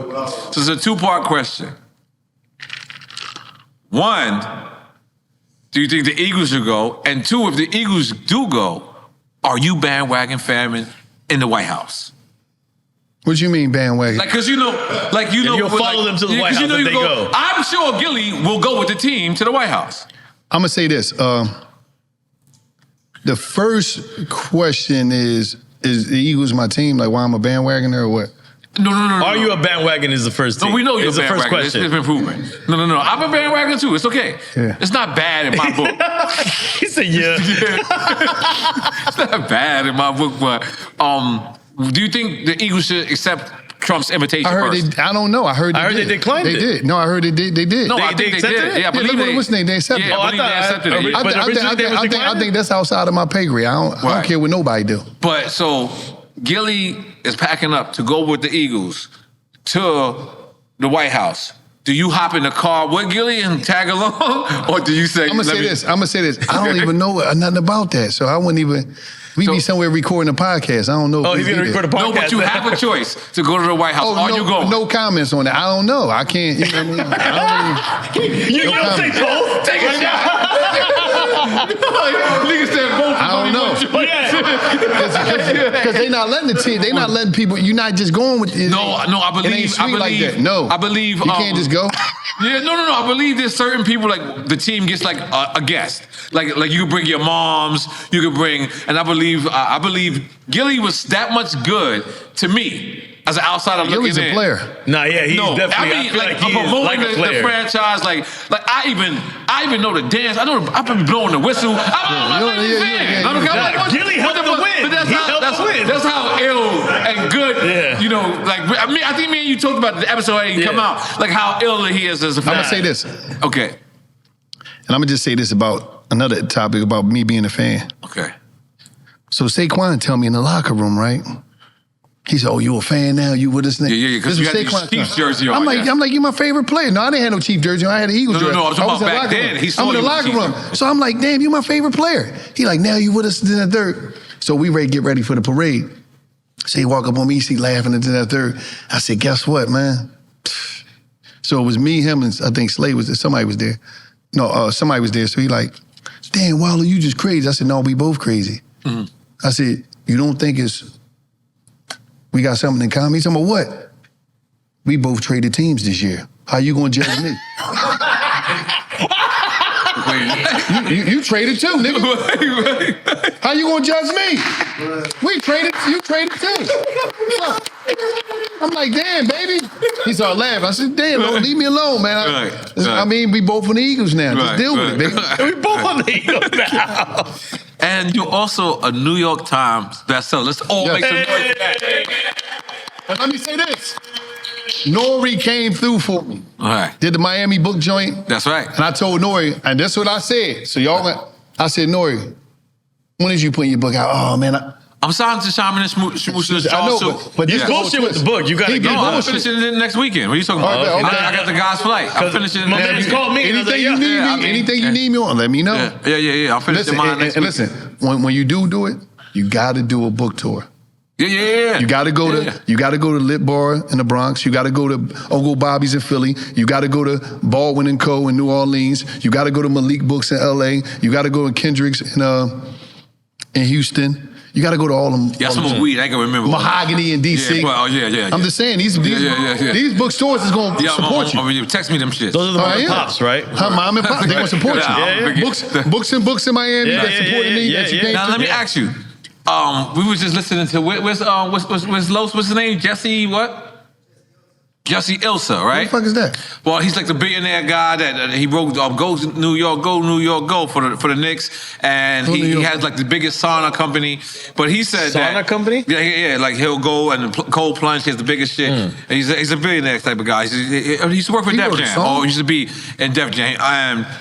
And he said that if he had a chance to do it all over, him writing his book, that he would invest more into the digital part. Why am I so loud? Why did I get loud? You got Cuban. You got Cuban on this. I don't know, because I'm getting emotional. But he said that he would invest more on the digital part of the side. Like he said he would have went and got a speech coach because like an audio book? I said, what did I say? What did I say? No, you said digital, but I meant audio. On the audio so book. he said that he sold so much more audio books because people are not. I killed him on audio books. You killed him on audio. And you did the audio yourself? I did my own audio. 3 days. So let me ask you the question that he proposed.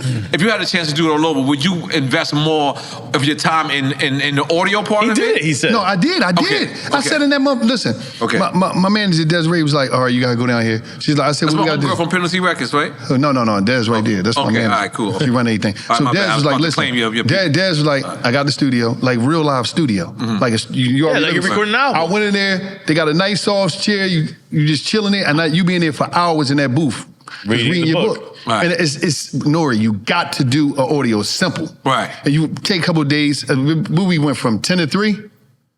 10 to 4. For Wait, 3 10 in days the morning? No, 10 in the morning, 4 o'clock, 3 days straight. Knocked it out. It was one of the best, because... And you reading your own handwriting. I mean, you reading what you saying. People love audio books, bro. Right. It's like podcasting. They love it. It's the same thing as podcasting. Yeah, it's the same exact thing. Because it's like they could be in the car, they could be in the car, and you just telling your story. And why wouldn't they want to hear the story from you? All right.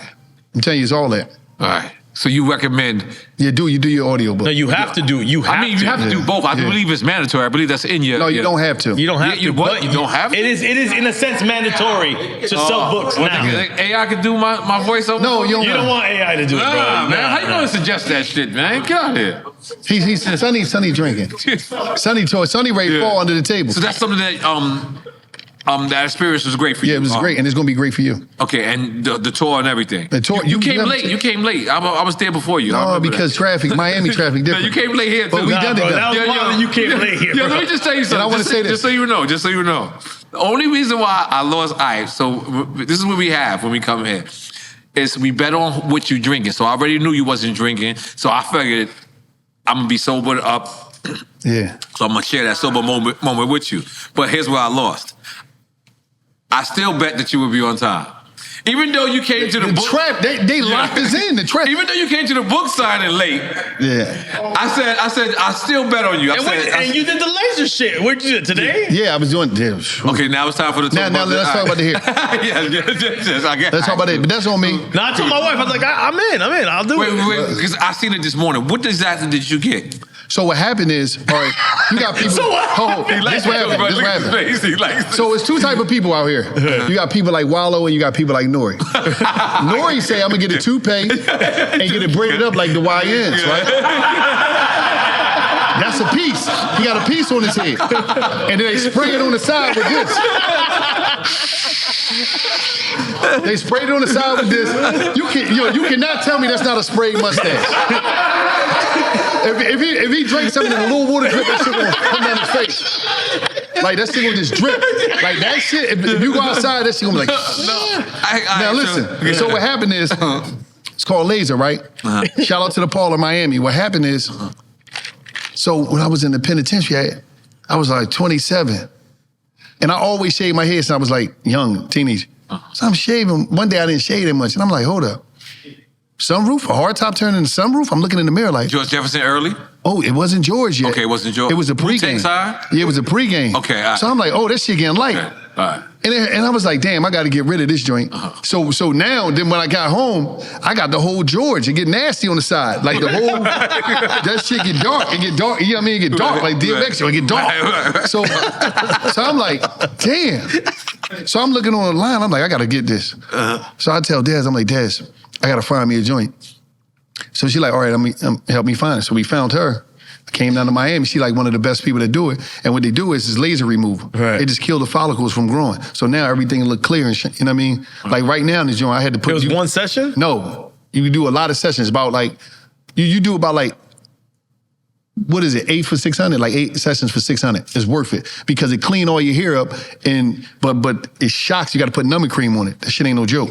Oof. You put numbing cream on it an hour before. I'm telling you. I'm telling you. Like Novocaine? Like Novocaine? Yeah, it'd be clean though. It'd be clean. So your head be like Novocaine? Yeah. It's permanent. You just keep going touch-ups. So he wants to do it on his back. Oh, she'll do it on your back and you're in Miami. She can do it on your back. Wait. What on the back? She can take hair, whatever. Oh, yeah. Yo, this is Sonny's back here. It's crazy. Sonny wants to go. Keep going. So let's talk about Pure. All right, before we talk about Pure. One thing I'm very proud of y'all. Hold on. Let me stop you for a second, man, because I know we be playing around and all this, but one thing for sure, two things for certain. I seen the vision with Gil. I told him, yo, go out there and do this shit on your own. I felt like, it's documented. It's documented. He always said, but I'm so proud of y'all. You know what I'm saying? Thank because you, it's one thing of telling somebody, yo, listen, you got it. And then there's a whole nother thing when a person says, I'm going to listen and I'm going to apply it. Yeah. Like, you know what I'm saying? Like, I big up to Mav Hoffa too. Like, Mav Hoffa came to me and I told him, I said, go. And Mav Hoffa listened to me so much. I was like, oh shit. Like, if he fuck up, I'll be feeling like it's my fuck up too. Yeah. You know what I'm saying? Because like, he actually shout out to Mav. Y'all actually listen, and like you said, you were saying earlier, you explained it. Y'all, like I was selling purple tops, Joe Buttons was selling orange tops. Yeah. That niggas came with yellow tops. Yeah. It was like no. Yeah, everybody got their own thing. Everybody had their own corner. Like no one was stepping on each other's toe. But let me get back to my point I'm trying to make. Is I seen Gil the other day. I think it was your garage. And he was showing your Porsche, showing your other car. I believe it was a Ferrari. I'm not sure. A Porsche. Two of them, right? Two Porsches. Okay. And then he looks on the wall and he's showing all the logos. That's something that y'all been able to back. I really want to. So before we get into Pure, I want to get into the business models. Right. What y'all did to establish that. No, you know what? One thing about me and Gil, we realized that everything don't last forever. Right. So once you get some paper, you gotta flip paper. It's just like the street game. It's like, you remember back in the day when you seen a street hustler, he'd get that stuff, he'd get the corner store, he'd get the laundromat, he got the barbershop, he got the hair salon. Right. We didn't know nothing to go bigger business. We didn't understand that we could own a beverage. We didn't know that we could start a entertainment company. We didn't know that we could start our own boxing. Our boxing league. We didn't Fire, know, by the way. Fire. yeah. So we didn't know that we could start our own wellness brand. Right. We didn't know that we could have Gilly Sports Network. We didn't know we didn't know we could have clothing line, airplanes, or hotels. We didn't know none of that. So our whole thing is like, when you see that big hat, now I can buy a big hat. Gil own that. Right. He owned part of that company. So wow. Gil got Gilly Grows. Right. We so he ain't just wearing that hat just to be What? Okay, Nah, he okay. part of it. Oh, that's genius. Listen. That makes you remember what sense. Hov say? I play for the team I own. Yeah. Yes. Fire. So at the end of the day, it's like you see people. We just trying to show people that you got to go out there, own it, man. Believe in it. Believe in your own stuff. We got to stop waiting for corporate America to invest in us. We got to invest in us, and then let them come on later and cash us out and say, all right, man. Come on. Yep. Well, let's make some noise for that, guys. I mean, so that's what it's about. Now, I got to bring up the time you completely duck wreck. We had the 100-mile challenge. No, I was running around. I couldn't do nothing. I'm sorry. I was busy. I'm sorry, man. I'm sorry. I did duck wreck. I'm gonna get back. That's why I kept feeling me be busy at the same. Yeah, I'm sorry. I ain't gonna lie. QDZ, the boss. QDZ gave up on you. This is how I knew it was real. It was Philly against New York. QDZ, my man. It was QDZ. It was Philly against New York. And QDZ called me and was like, I can't believe man, it. Let me see. Keep posting when you travel. And I said, why? He said, because Wallo keep using that as an excuse. But I don't know if you know, Wallo. Listen, look. QDZ is a competitive motherfucker. You understand? I know. We have beef for 10 years, so when you jumped into that beef, he really depended on you. And we were smoking y'all every day, I can't lie. Q man supposed to held it down for us. No. He was battling 4 or 5 different people. You understand? He supposed to held it down, and Q be running all just to run. He like he you. does. He just be running to run. But all right, so here, I want to get a commitment on you. We have a show called Healthy High. All right, go ahead. Healthy Right? High. Healthy High, where I go out with celebrities. I just ran with Brandon Marshall. Yeah. I was telling him when we smoked y'all. I'm sorry, you just got to be on my He side. said I gave up on you. I didn't know. No. Let me tell you the real deal. That guy keeps his Nike Run app on the entire day. So you be cheating. Miles on. He be cheating. Yeah, he be cheating. Ask Los. Where's Los? Where Los at? Los. So he keep his Nike app on all day. So he. Bro. Damn, you be lying to the people. You exposed. He be running. Yo, low. He be running. How you run 30 miles a day? Come on, bro. Yeah, N.O.R.E. Damn, N.O.R.E. By the way, I love being the butt of the joke, but it's not the truth. 30 miles a day. You're a liar, bro. Yeah, he's lying. So 30 miles a day. Yeah. You exposed. All right, so hold on. You're exposed. Let's tell him the truth, QDZ. You called me on the side and said, you chucking Wallo. you said you chucking him off. Come on, tell the truth. You cut him off the team. Come on. No, Wallo cut me off the team. He didn't want to be on the team. Oh, getting serious. Now you bike riding. Yo, now you bike riding with weird outfits on. Yeah. That's my man. The money is out of here. But look, while I got you on the phone, I want a commitment for both of y'all. We got a show called Healthy High. You was in the beginning of it. I want to come to Philly. Pause. I want to pull up in Philly. And my dream is to run 3 miles, but not the 3 miles. Is to run them Rocky stairs. Let's them do Rocky it. stairs. Let's do it. I gotta do the Rocky Q, stairs. let's do it. Yo, I gotta do the Rocky We had stairs. a whole city out there, Q. We all the runners. And I want to have the speakerphone, and all I just want to hear is dun, dun, dun,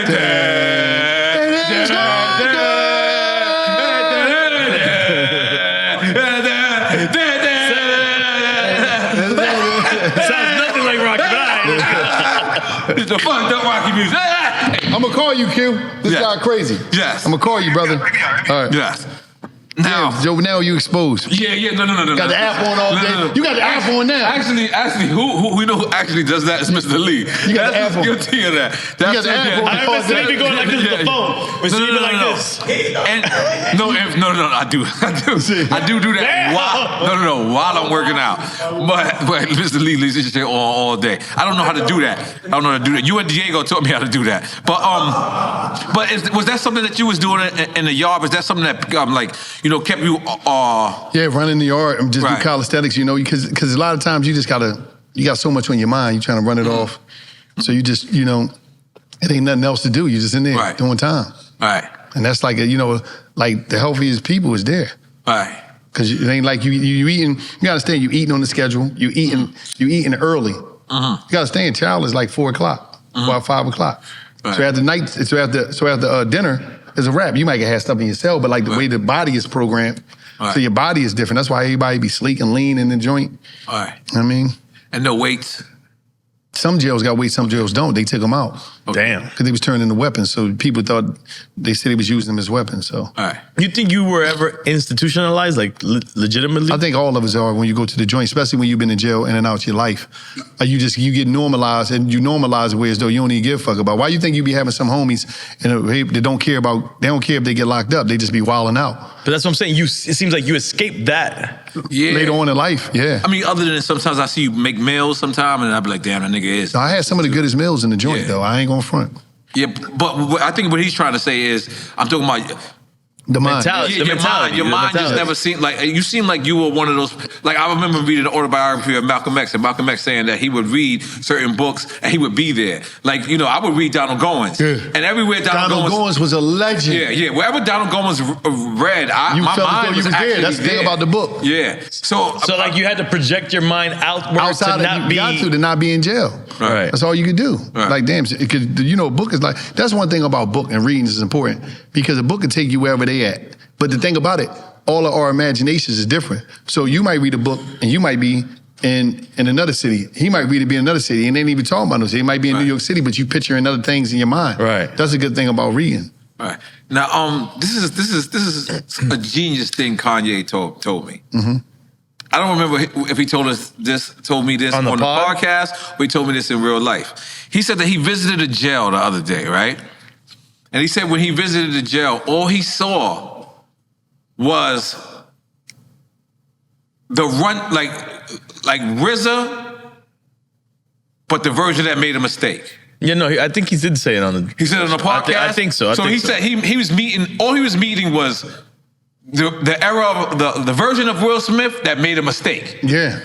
He was meeting RZA that made a mistake. He was meeting Dr. Dre's, and I was like, that shit is so like realistic. You already know, because like just think about it. Mm-hmm.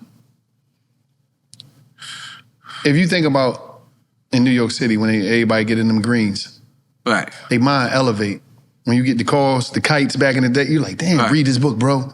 You know what I mean? Peace. Like everybody mind elevate. Right. You go from nigga to God in the penitentiary, in the mindset. And pardon me for cutting you off. Like one dude that I never said his name, one of the smartest people I ever met in my whole life. His name was Sean Lawrence, and I met him in DFY facility, Harlem Valley facility. And what I'm saying, that's one of the smartest people I ever met in my whole life. I'm talking about, I went on to do all this shit. So I'm like, okay, I'm sorry. Because what happened is in the joint, you got people that's just like super sharp, man. Like, and then you gonna go in there, you run into some OGs, people got libraries in these. So, right. Yo, read this, son. Read this, nephew. Read it. But like you seen everybody that went up top, they be more on point. They get their health together. You know what I mean? They come back more mature. They come back the ones that really want to do some of that. And they take advantage of the opportunities when they come back. You see what I'm saying? So, jail is a place where you got a bunch of time. That's the only place in the world where you got all the time. When you get tired, you can rest. You can't do that in the freeway. Like it slows things down. No, it ain't just it slows things down. What happened is they got more time than anybody in the world. That's why jail be preserving dudes. You see dude come out because they ain't got to deal with regular life. They ain't got to deal with responsibility. Different stress. Yeah, right. out here, when you a man and you got to take care of your family, you can't go to sleep just to go to sleep. You got to go get it. You can't just rest when you want. You won't get it like in a joint. You go down. It's a clockwork. You locking down at 8 o'clock at night. Right. Like it's a clockwork. You getting up for going to work. It's a clockwork. So it's just different. Because like I said, Kanye said that he saw these different versions of superstars that he knew, but that it was version of them that took the wrong turn, right? But those versions or those people don't get that second chance. What made you have that second chance and say, you know what? Because I'm sure when you came home, like I don't think Gilly was the littest person in the world at that time. I'm sure it didn't like take off for you like immediately when you came home. What made you stick to it, and what made you like? Because a lot of people would have gave up if it didn't work immediately. I wasn't going back to the joint. I was done. Right. I was done with that. I wasn't going back to the. I wasn't going back. I couldn't go back. Right. I had too much. Right. I had too much. I had too much I had to deal with. So I couldn't go back. My whole thing was like, man, at the end of the day, man, it's too much life out here. Right. And I don't know how much time I got left on this planet. So I can't keep playing games and you know, thinking that this shit is always gonna be here for me. So I gotta go out here this time, because this might be my last shot. And a lot of times the way I look at life like you don't know what quarter, you don't know where you at in life. At 100% of your life, you don't know if you at the 75%. Right. You don't know if you at the last. Tomorrow. You don't even know. Right. So a lot of times you got to be on the tip. Like you really got to take advantage. I'm like, I got to take advantage of the rest of this shit. All right. Because I don't know when I'm gonna be out of here. Now, this is a famous clip of you being happy to speak to Pinky. Oh yeah, Pinky was a legend. Yeah, she was on our The podcast. porn star. She was But on she's our stripper podcast. too. She is? Yeah, she was on I our don't know. podcast early in the game. Pinky was everybody's girlfriend in prison. He had Besides the last Well, track, sort of say. who is somebody that you got to meet since you came home and you was starstruck? I wanted to meet my favorite artist in the world, Sanford. I met him. And then I wanted to meet Ice. I met Ice-T. You gotta tell us your beef with Premier, which I don't understand. Oh yeah. Beef with Premier. Oh yeah. You know what my beef with Premier was? I ain't gonna front. It was petty, but it was a real beef. First of all, Real beef for real? yeah, that shit was beef. It was smoke with me and Premier. And I'm gonna tell you why. I'm gonna tell you why I was beefing with Premier. I got over it because, first of all, Gil is not a hip hop boy. Gil was more basketball. I was more of the hip hop. So I'm a hip hop historian and I know all this shit from back in the day. Gil don't give. I've seen that. And I on don't the care pod. about that shit, man. So I don't know what happened. I think I went to go DJ. I was a DM Premier or some shit. Or he DM Gil and I looked to the page. I said, Premier, how the fuck you following Gil and ain't following me? This nigga don't know nothing about no fucking, yeah, that's a beef. This nigga, I be holding Gangstar down. What the fuck is we doing? Rest in peace, Guru. Rest in peace to the legend. But it's like, what the fuck? I'm like, yo, I was pissed about that shit. Like anytime I see somebody I'm like, what the fuck are you following him for? You don't know nothing about no fucking hip hop. You know what I mean? So, you know, it was cool, but we got over it. I really wasn't bad. So let me ask you, have you never drank? Or Never in my life. You had a bad experience? I never in my life. Yeah, why? That's crazy. Because you know what? I was seeing some of the homies get high smoking that butt naked and all that Yeah. type of shit. You Drinking. hit the butt naked before? I never hit no butt naked. I never smoked that shit. Okay. Gil got naked. One time I was somewhere and somebody... Not for nothing that you're crazy. I was in the crib, right? I was in the crib and they called me, yo, man, come get your cousin. I said, damn, what's up? I go around the corner. This was the craziest shit in the world. Gil had them tighty whities on too, the regular draws. The back in the day joints. This is before dudes wear boxers. He had them joints on. He's sitting on the edge, you know, the corner. It's the edge, and it's like the sewer right there. He's sitting there with just his tighty whities on like this, looking straight. And his clothes was folded right next to him. His clothes and his sneakers on it. The clothes that he had on? Yes. Okay, all right. I'm like, Folded yo. neatly. So they like, yo, get it. So the lady came and she threw like a blanket over him from across the street. I'm like, cuz, what's up? He like, who you? Who you? I'm like, come on, cuz, what's it? Don't touch me, don't touch. And he just got strong as shit out of nowhere.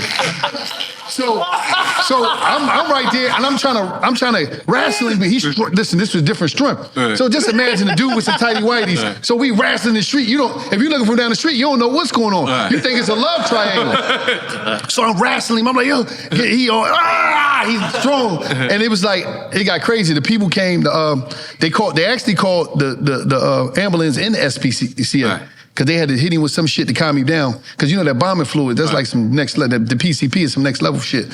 So they got him, once they apprehended him, they got him under control. They threw him in like one of the, they tried to throw him time ago, right? Yeah, they tried to throw him in the ambulance, so they had to throw him in the back of the SPCA joint, that's the dog police joint, because they had a cage in there. He was strong as shit.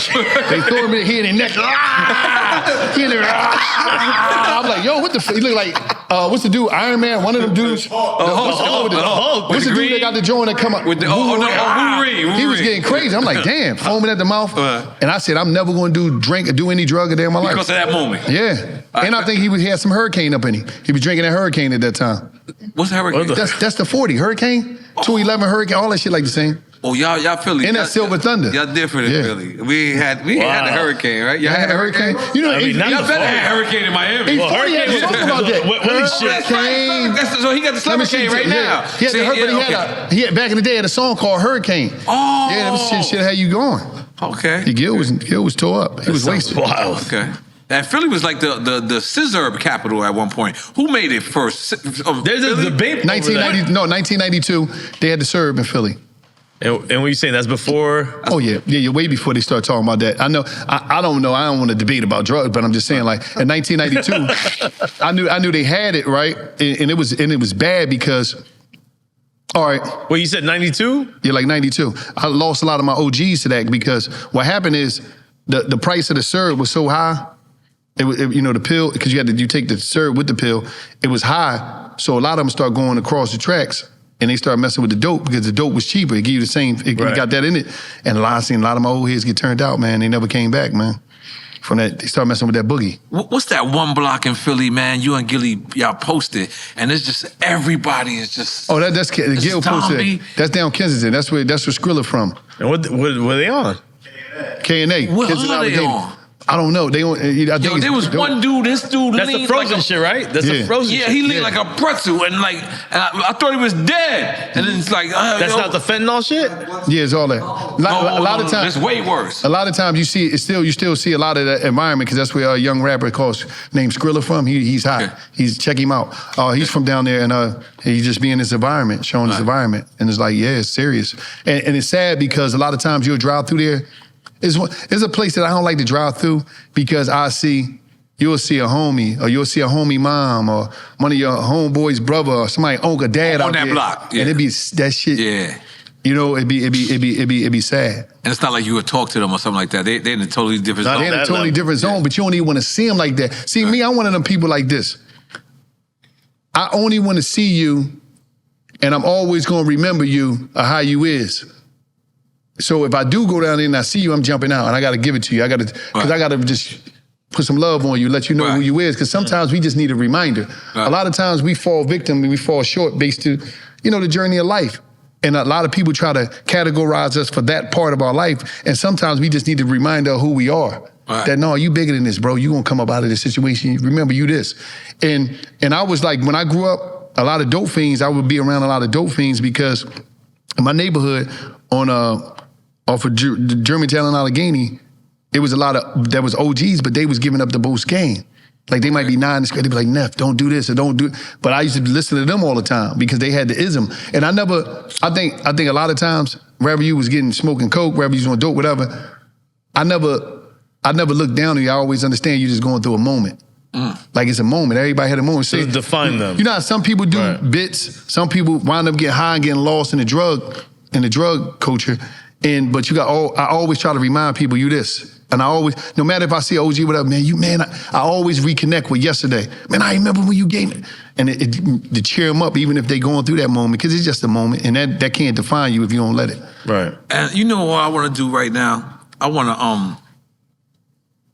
I know I said this before, but I want to say it. I want to show love to the city of Philadelphia. Thank you. Philadelphia has always been my #1 market.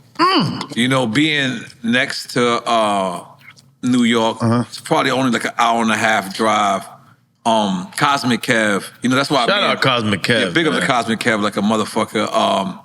Big up to QDZ. It came a little later, but from the come up show to, I forget everybody. I don't want to forget, but if it wasn't for Philly, Philly was the first market that I knew people liked me outside New York, of New York, because we kind of included Jersey, like us, kind of included like Long Island, kind of included upstate, but Philly wasn't New York. Yo, this dude just gave you props.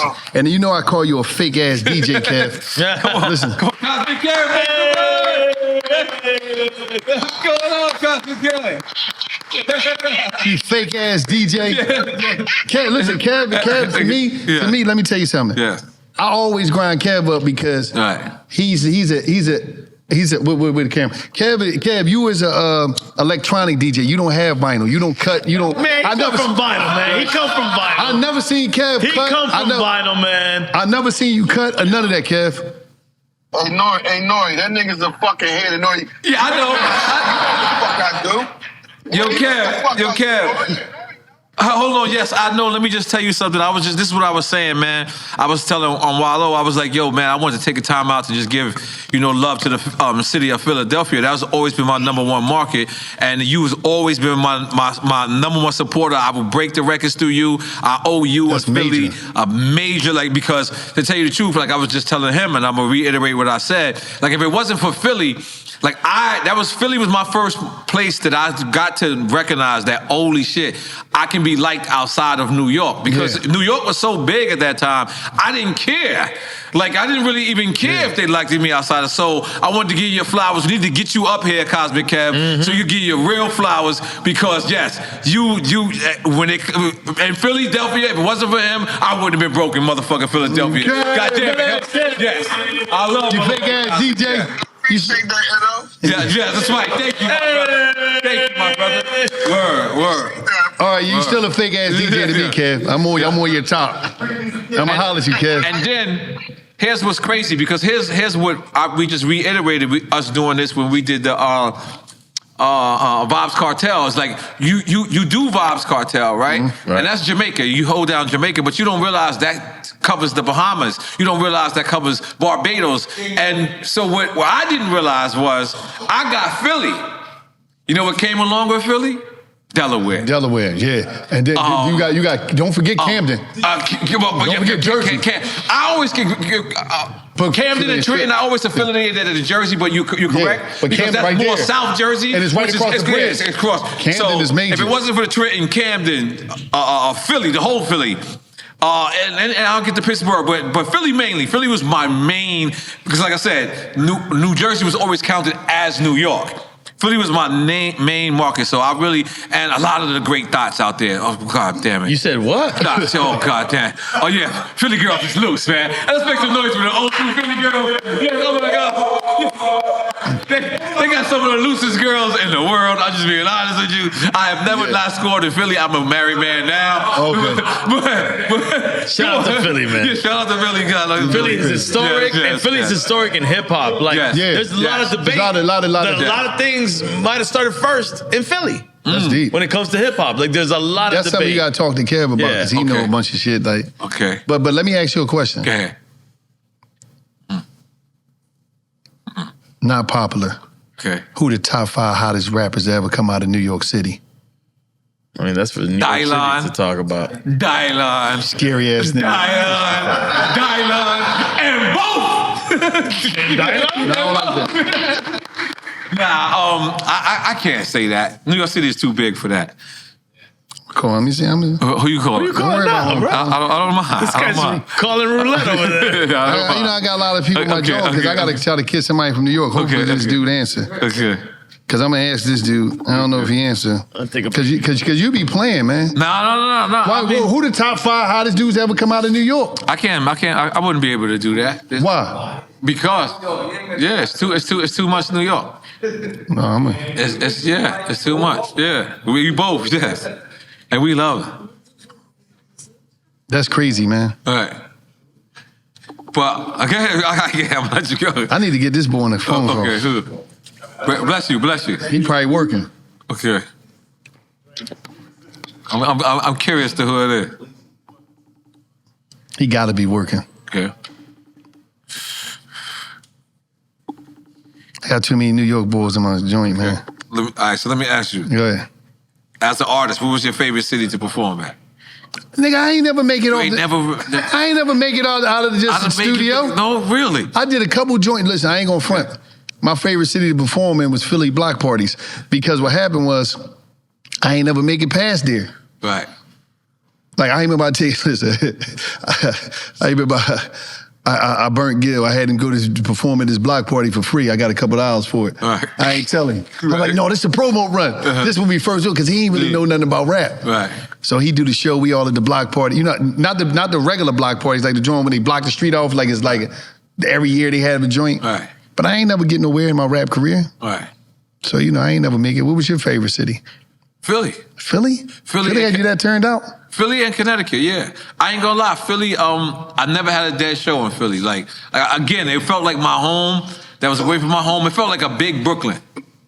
You know, like, because it was like Brooklyn was off limits at that time. And it was like the whole city of Philly was just like off limits. It was just a rough city. And I didn't even have to make fully clean versions. Dude, you know how many people I talk to and they always talking about, they always mention, a lot of people I talk to, they always mention like Philly was like their second home. Yeah, especially a New York artist. You know who else said that? Cam.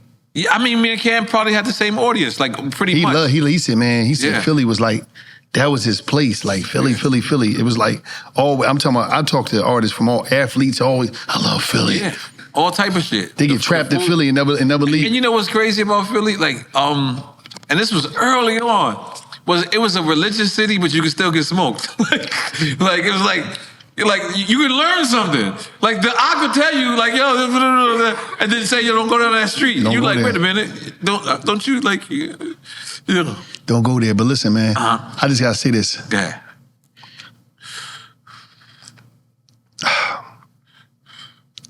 You gotta get that shit out your head, man. Okay. Listen, you want to? No, that joint looks so crazy. You want to ask a girl to touch my shit? No, that shit is not real. That's a toupee. Listen. You know how they be getting the joints put on here? They braid it up, then they spray the sides and shit, and then line it up with the cardboard. You lining that shit up with this. In Turkey. Yeah, like this. Come on, man. No, I'm dying to graze. But this is my real. You can't twist a toupee. Come on, not you. I don't want you to touch my shit. But if you actually, a girl, This boy is crazy, man. He's rewinding. Let me just tell you something. This is real talk. As my hair was growing, right, I said, you know what? I seen the LA video, right? Mm-hmm. My man. So I said, this ready to be 313 day. PG just came here. That's right. Detroit, baby. Detroit in the building. So I said to myself, yo, I'm gonna twist my shits up, but I be seeing you under my comments. So I said, Wallo is a hater. Yo, I said, Wallo gonna get me. Listen, me and Gil hate boys right here. Like, you know what I was mad about? I was mad. I was like, hold up. All this time, I'm like, hold up, Kiss? Nigga, you ain't really bald and yeah. I said, let me find out. Kiss been hating too. And then, we call Kiss hating. And then Prime time, I'm gonna come on this side. I said, Prime, you was bald, you had a bald head, what the fuck you do? Prime grew his shit up? Prime was like, I got somebody you can go see, they gonna hook you up too. I said, come on, this dumb shit, Prime. We're low set. We're living on the low set. Listen. He my witness. We're at the doctor's office. The doctor gets me. What doctor you went to, bro? Because I had information in my knee. Yeah. Like, no. I had information in my knee, so I had to get my shit right. So the doctor is not a hair. No, it's liquid Vita. Just so you know, y'all can look it up. So the doctor. This is how I know my shit is fucking people up. The doctor's like, yo, boom, boom. So he gets me in the room by myself. And he's like, yo, just want you to know this is what I'm taking. He's showing me like the pills or whatever, and I'm like, oh, okay. So I realized he's trying to have a heart-to-heart. Like a hair? Yeah. He's trying to have a heart-to-heart. So I'm like, yo, Doc, chill. Yes, can I tell him about that new podcast coming out, Doc Podcast? Okay. So I had to go like this. I had to take this shit off. He admitted it. No, my hat. My hat. So I had to take my hat. The doctor not only went through my shit, but he had his assistant come in and go through the shit. I'm just letting you know. Your hair? Now when he said doctor, to make sure I ain't got none of that. Now when he said doctor, he said the pill hardcore. So listen. Okay, what? It's a new podcast coming out called The Giddings Report, right? The Giddings? The Giddings. Giddings. Dr. Giddings, right? Okay. He from Philadelphia, right? He don't say no names, but this dude bringing dudes back to life. With the hair? No. What does this mean? What? What the y'all? What the y'all? Listen, this dude. Niggas is out there getting y'all. I was shocked. I was shocked because me and Gil went through the interview. Y'all went and got a y'all. No, we ain't do that. Gil did. Okay, Gil did. Gil got a y'all. Gil got his. Yeah. Yeah, right. No, don't call a doctor. Come on, chill. Don't call a doctor. So we go to the doctor, right? Because Gil wife come to me. She like, they had a little rough pass because. Hey Gil, tell him about. Listen, you remember when I took you to the doctor for your birthday? Huh? To the dick doctor. You remember when I saved your life, saved your marriage? Get the fuck out of here. He said it. I told you.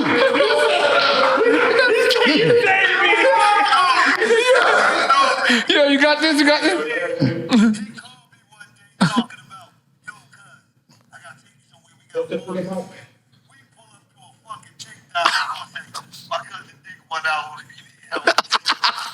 Oh my God. And I saved his life because he was going through it. His wife told me like, yo, this ain't gonna work. Truth was like, I was like, what happened? Don't do that to cuz. She was ready to get a divorce. Yo, I don't know. Because I wasn't ready. I wasn't ready. He saved him. Well, Dr. Giddings. So Dr. Giddings, listen, he left. He went to Dr. I'm leaving now. I ain't talking to you right now. He went to Dr. Giddings' joint. Because Dr. Giddings, I can't let him get his shit off. So, because with Dr. Giddings, right, he got a joint called the Dr. Giddings Report, new podcast coming out. Dr. Giddings, he got like, I'm talking about from team owners, famous people, rappers, young kid. So Gil going there, he just come back out with like this backpack. He got the pump, he got the whole hookups. He said, man, changed his life. He been happy since. Okay. The boy Dr. Guinness. So you got doctors like that. So let me just ask, because my friend Mr. Lee, my friend Sonny D, Boris, Drain. Go to Dr. Giddings. Wait. You didn't let me finish yet. Boris, Drain, and Eddie Giggs. They all. Listen. Hold on. You ain't know what I'm saying. I'm gonna let our roster because he's still on the young nigga shit. He's rubbing that Jamaican. But look. All of them niggas shits is busting blanks. Oh, so them niggas can't get nothing. They can't get nothing pregnant if they try. They can't get nothing pregnant if they Sonny try. Sonny is the liquor, Sonny. This nigga 65 years old, still trying. The liquor, Sonny. This nigga's sperm is powder. This nigga's sperm is powder at this point. He's like good. It's like LeBron when LeBron start playing. It's like, hey, these old motherfuckers. Can Dr. Giggins help them out? But at the end of the day, I want to give y'all props for. Hold on. Can Dr. Giggins help these niggas? Yeah, he probably can help everybody. The Giddings Report is coming out soon, so they he gonna get all the games. So because your ovaries about to be over, Mr. You ready to be done? His ovaries. He don't. Goddamn. Yeah, I didn't know you were saying. But I'm gonna say this though. Yeah. I'm gonna say this. Yeah. I want to salute y'all, right, for creating an outlet and a platform for people to hear the stories that we never would have heard. Yeah. On Drink Champs, we heard some shit, some funny shit, some sad shit, some game that we never would have heard if y'all didn't come up with the idea. Right. You know what I mean? Of just creating cause think about this shit. We never had the opportunity growing up to know anything. Only way you would see N.O.R.E is if you came to the town to do a show. Right. Or if you seen you on BET or something, but nobody never, there wasn't no social media. Now, everybody know everything about everybody live a little bit, but still the legends, you just didn't know how certain things happened, how certain beats came up, how studio sessions, how features came. Like you just didn't know. So it's like this platform is major for the culture. Right. Thank you. Let's make some noise. I think what y'all did is extraordinary. It's major. Nah, and we appreciate y'all following the blueprint. You gonna get an OnlyFans? For what? Because I heard niggas is getting OnlyFans now. I don't know nothing about that. I'm cool on that. I heard like cool. barbers and all that. Yeah. What, they cutting hair on OnlyFans? Yeah. Why would I want to see them cutting hair on OnlyFans? I don't know. It's weird shit. It's weird shit going on in this world. Man, listen, I'm gonna say this though, man. To each his own. They got to do their thing. I guess people is like, it's a lot of frustration going on in our community because one thing we got to understand, and a lot of people don't understand this shit. The internet ain't for everybody. Everybody can't hustle on the internet. Right. And a lot of times we don't know that, so we get on there and we play ourselves. Right. And then you see a lot of frustration because they might see you, they might see him, they might see Peasy, they might see whoever. working a mojo on the net. Right. And they getting off. Right. So they be mad because they think they can do what you do because they think it's easy. Right. Like a person to look at Drink Champs and say, oh, I could just sit there, have some liquor and talk about shit. Mm-hmm. They looking at the glory, they ain't looking at the story, the build up to this shit. The different places y'all was at, how the rooms got bigger, how the, you know, they not looking at that. They ain't looking at where you started from. They ain't looking at, they don't look at when an artist be trying to figure this shit out. And I think social media destroyed this because nobody know how to just say, you know what, I'm gonna go after my God-given talent. And you might be a hell of a mechanic and can run a bag up off of that, but you'll abandon your true talent in order to chase this internet shit, and this internet shit ain't for everybody. It's a delicate, it's a different type of hustle. Absolutely. But everybody think they can just go in there like, oh, I'm gonna go in here, it's gonna pop, I'm gonna do one moment, I'm gonna go viral when it's gonna happen. That shit, everybody that go viral, they don't stay here because they ain't got nothing to land on, and ain't no body of work there.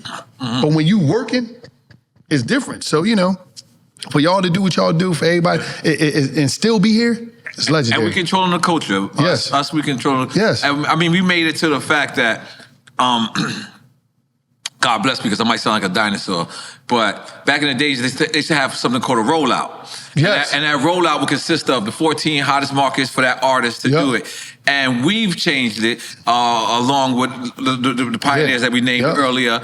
We've changed it so now the record labels, they have to come see us. Yes, now, they do. we don't charge. I don't charge nobody to come on here. Like, you have to earn this. But the fact is, and we don't pay. And we don't pay. We don't pay. You ain't supposed to pay. But the fact is, like, you know, I got my young interns who used to be interns back then. Now they're the big homies, and I come hang out with them and eat ZZs, and they be like, "Yo, look, this is the marketing meeting. They don't know that you're my homeboy, but their first thing wants to be drink champs. Their second thing wants to be $1 million worth of game. No, it can't do that. They're like, no, what I'm saying. What I'm saying is we're a part of their marketing plan now. As opposed to podcast wasn't even on that list. It was not on their radar. It's only rollout now. And listen, let's all pat ourselves on the back. That's us. We made it. You know, and let me big up to my brother Nas, because he did something. Okay. That I didn't realize until it was years later. Nas did one interview when he dropped his shit, and it was with us. That's all you need now. And that's true. And let me tell you what Nas proved with that. Every other outlet picked us up. I don't know why I keep doing this. You got me hyped. I feel like you right now. So like every other outlet, every other outlet picked it up. So it let you know that, look, this is what Nas did for us. It's true. And for the game, he was like, you know what? I'm gonna do the interview for Just Drink Chance. But here's what the genius part of that was. Every other outlet from CBS to NBC to World Star to Rap Radar to whatever, either stole a clip or borrowed a clip or picked it up. So with that being said, he still did every media outlet. Yeah. No, but he did it through us.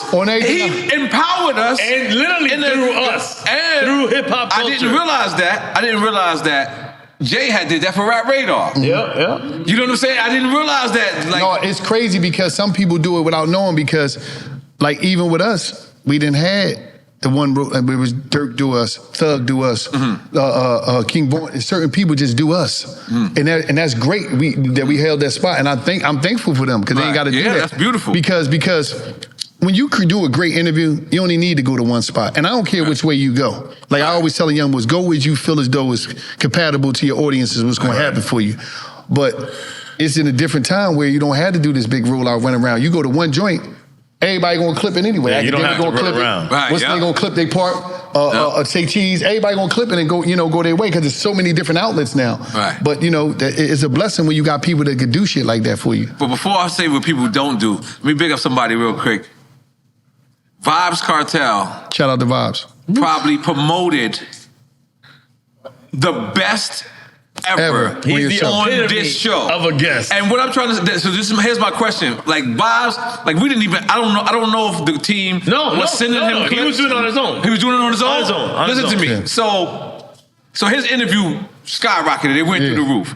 But then you got artists. They won't post. There won't motherfucking No, you know what? And I don't blame him because you gotta understand. No. I blame him. So let me ask you. Let me. Because you know why? I'm from both sides. All right, go ahead. I'm from both sides. You're the artist. And as an artist, because you know why? And I'm gonna be cocky for you. Some of these artists you don't even need. You don't. And then you come on my motherfucking platform and then you don't promote it. That shit hurts me. And but here's what's crazy about me. And I'm gonna be honest. I went to Elliott Wilson. This is before Drink Champs was Drink Champs. Mm-hmm. Elliott Wilson was annoying. He hit me every hour on the hour and said, keep posting. We're gonna be number one. Keep posting, we're gonna be number one. So when I started Drink Champs, I thought of me being Elliott Wilson. Yeah. And asking people to do that. No, Elliott, I'm not trying to diss you. I'm just being, this is real talk. So I've never asked the artist to post. Not once. To me, it's a mutual respect. You come on my platform. You supposed to. You supposed. Have you ever had experiences with that? I realize in my field, sometimes we deal with people that's more younger, and they take their Instagram pages and they treat them like they don't understand Instagram is strictly for marketing. Right. They want their page. Some people want their pages to be pretty. I only put this up. Listen. They take their likes off. Listen. Let me explain something to you. Yeah. If you look at my page, I know the game. You take your likes off. If you look at my page, you wasn't doing good, huh? If you look at my page, I get it. The purpose of an Instagram or social media page is a journal to show your story to your glory. Right. On my page, the shit that I was posting, the stuff that I was posting in that prison cell was still on there. I never took nothing down because I need you to see my journey. I need you to see me in nanny crib. I need you to see me running around. I need you to see it so you can say, oh, this shit ain't happened overnight. A lot of people just say, let me take all that shit down, just let me get this perfect life. I'm gonna have 5 pictures up here with just the highest views on it and just live off that. Right. No, bro, people need to see the real story. But I realize that a lot of people, they take their pages so personal. They don't want to post and repost. But then you got people that will. I done had a lot of people that do reposting because, you know and I know, we didn't help a lot of people get number one. Yeah. Because that week when they come in and we going, because one thing about me and Gil, we different than everybody. We running that shit all day. We gonna go hard on your shit. We just keep going. We got so many pages. We gonna keep going, pumping it for you because we want you to win. Yeah, of course. Because we showing the power of the platform. But I agree with you. I understand you got a right to feel that way. But some people just No. I mean to tell you the truth. Like the beautiful part about. I was about to say us, but I'm saying all of us. Is we have our own audience. So sometimes it is about the artist that's present, but sometimes it's about how we just interact and have a conversation. We just having a convo. So I just feel like I have never asked, like I said, I've never asked the artist to do it, but I feel like it's a mutual respect. You know what I mean? Like I'm not gonna go to Angie Martinez's show and then just listen to her on the radio. I'm gonna be like, yo, you know what? Check me out. I'm gonna be on The Voice of New York at 3 o'clock. But then there's certain people who just like we don't do the promo runs. Yeah. I can't stand the nigga on promo run. We the same way. Keep your ass at the radio. No, we the same way. I'm smoking marijuana, drinking Habiki. This ain't no motherfucking radio. We've done it, and it's never never works out for us. Never works out. Especially, see, the problem with me, and I mean, it's got to be the problem with y'all too, because y'all suffer from this, is we have these relationships. Yeah. So a lot of times they'll try to hit me direct. And I'll be like, oh, you know, and I'll, try not to do it because I know that it's going to get lost. It's going to get lost in all these other interviews. Yeah. And certain people will listen, and then certain people will be like, nah, I'm me. And it's like, nah, dog. Like, you're not. Like it's not really no one special when you think about we're all selling dog food. Yeah. In Costco's. So it's about who fucking and it's flying. Just think about how much different dog brands there is. I don't know why I thought that's of dog a good food. analogy. You know what I mean? But in fucking Costco's, unless that guy greeting you in the front says, look, kibbles and bits is over here, everyone else is just normal dog food. But we killed that. That was the analogy. That was good. That was a great analogy. I felt good about that. I feel good. I feel good about my bad. Go ahead. Yes, sir. But no, it is what it is. Yeah. You had something that's gonna come and something that ain't. Right. You know what I mean? And you've been hating on my rewind time. No, rewind time. Do you want me to rewind your time? No, my shit gone. Okay, it's gone. But I will say this though. Okay. Well, I look like I belong on a soap opera. Come on, man. You've been hating. You've been hating. Is that the official box? And Sonny, is this the official box? No, it's not, bro. No, this is the. You look green. Oh, this is not official. This is the Photoshop joint.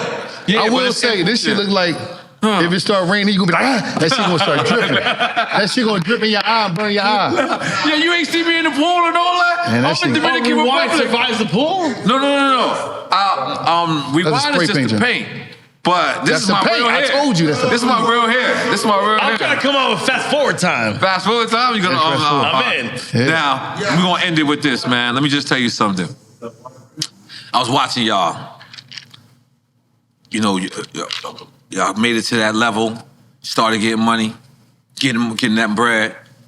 Your watch selection is very good. Thank you. Cause you could have fucked up. No, you. No, it's about you. You could have fucked up. You could have went and got a bus down. Now I'm seeing you with the GMT Jubilee. Is that the GMT Yes. Jubilee? Ooh, That's okay. just one of them. Okay, that's a new one too. Yes. Okay. All planes. I don't do no busting. All classy shit. You could have did. You know. All. Listen. Okay. Okay. So let's ask. How did you get into watches? Just being in jail, looking in the magazines and wanting the next level, and I just understood the value of it.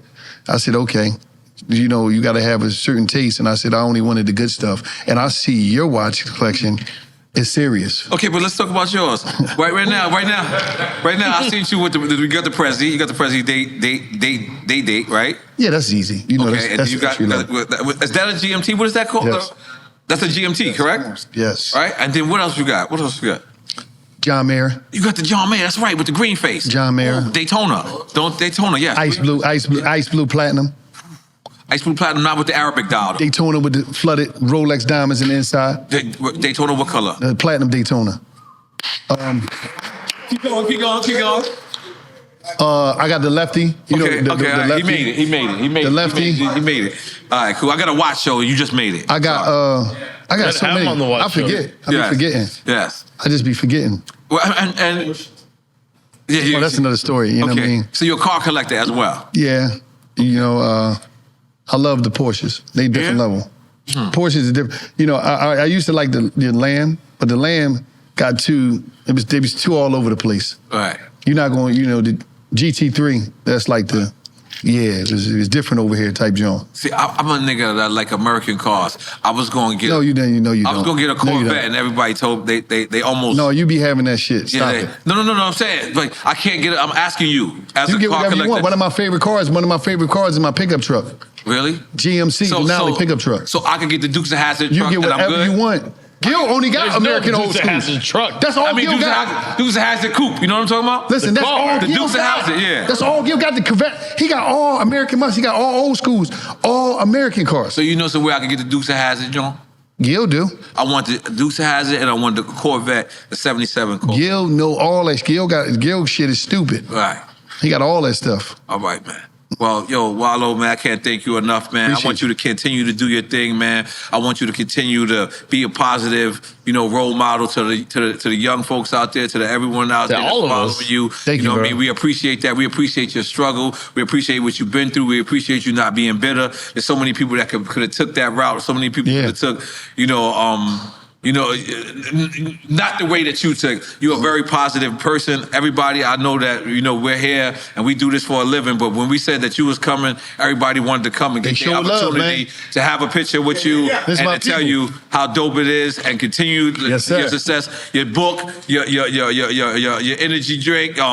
Careful. Because I drink this when I drink this, but I'll drink that afterwards. Yeah. Okay, but as you're going around, man, we appreciate you. Continue Appreciate to do y'all, your man. thing, man.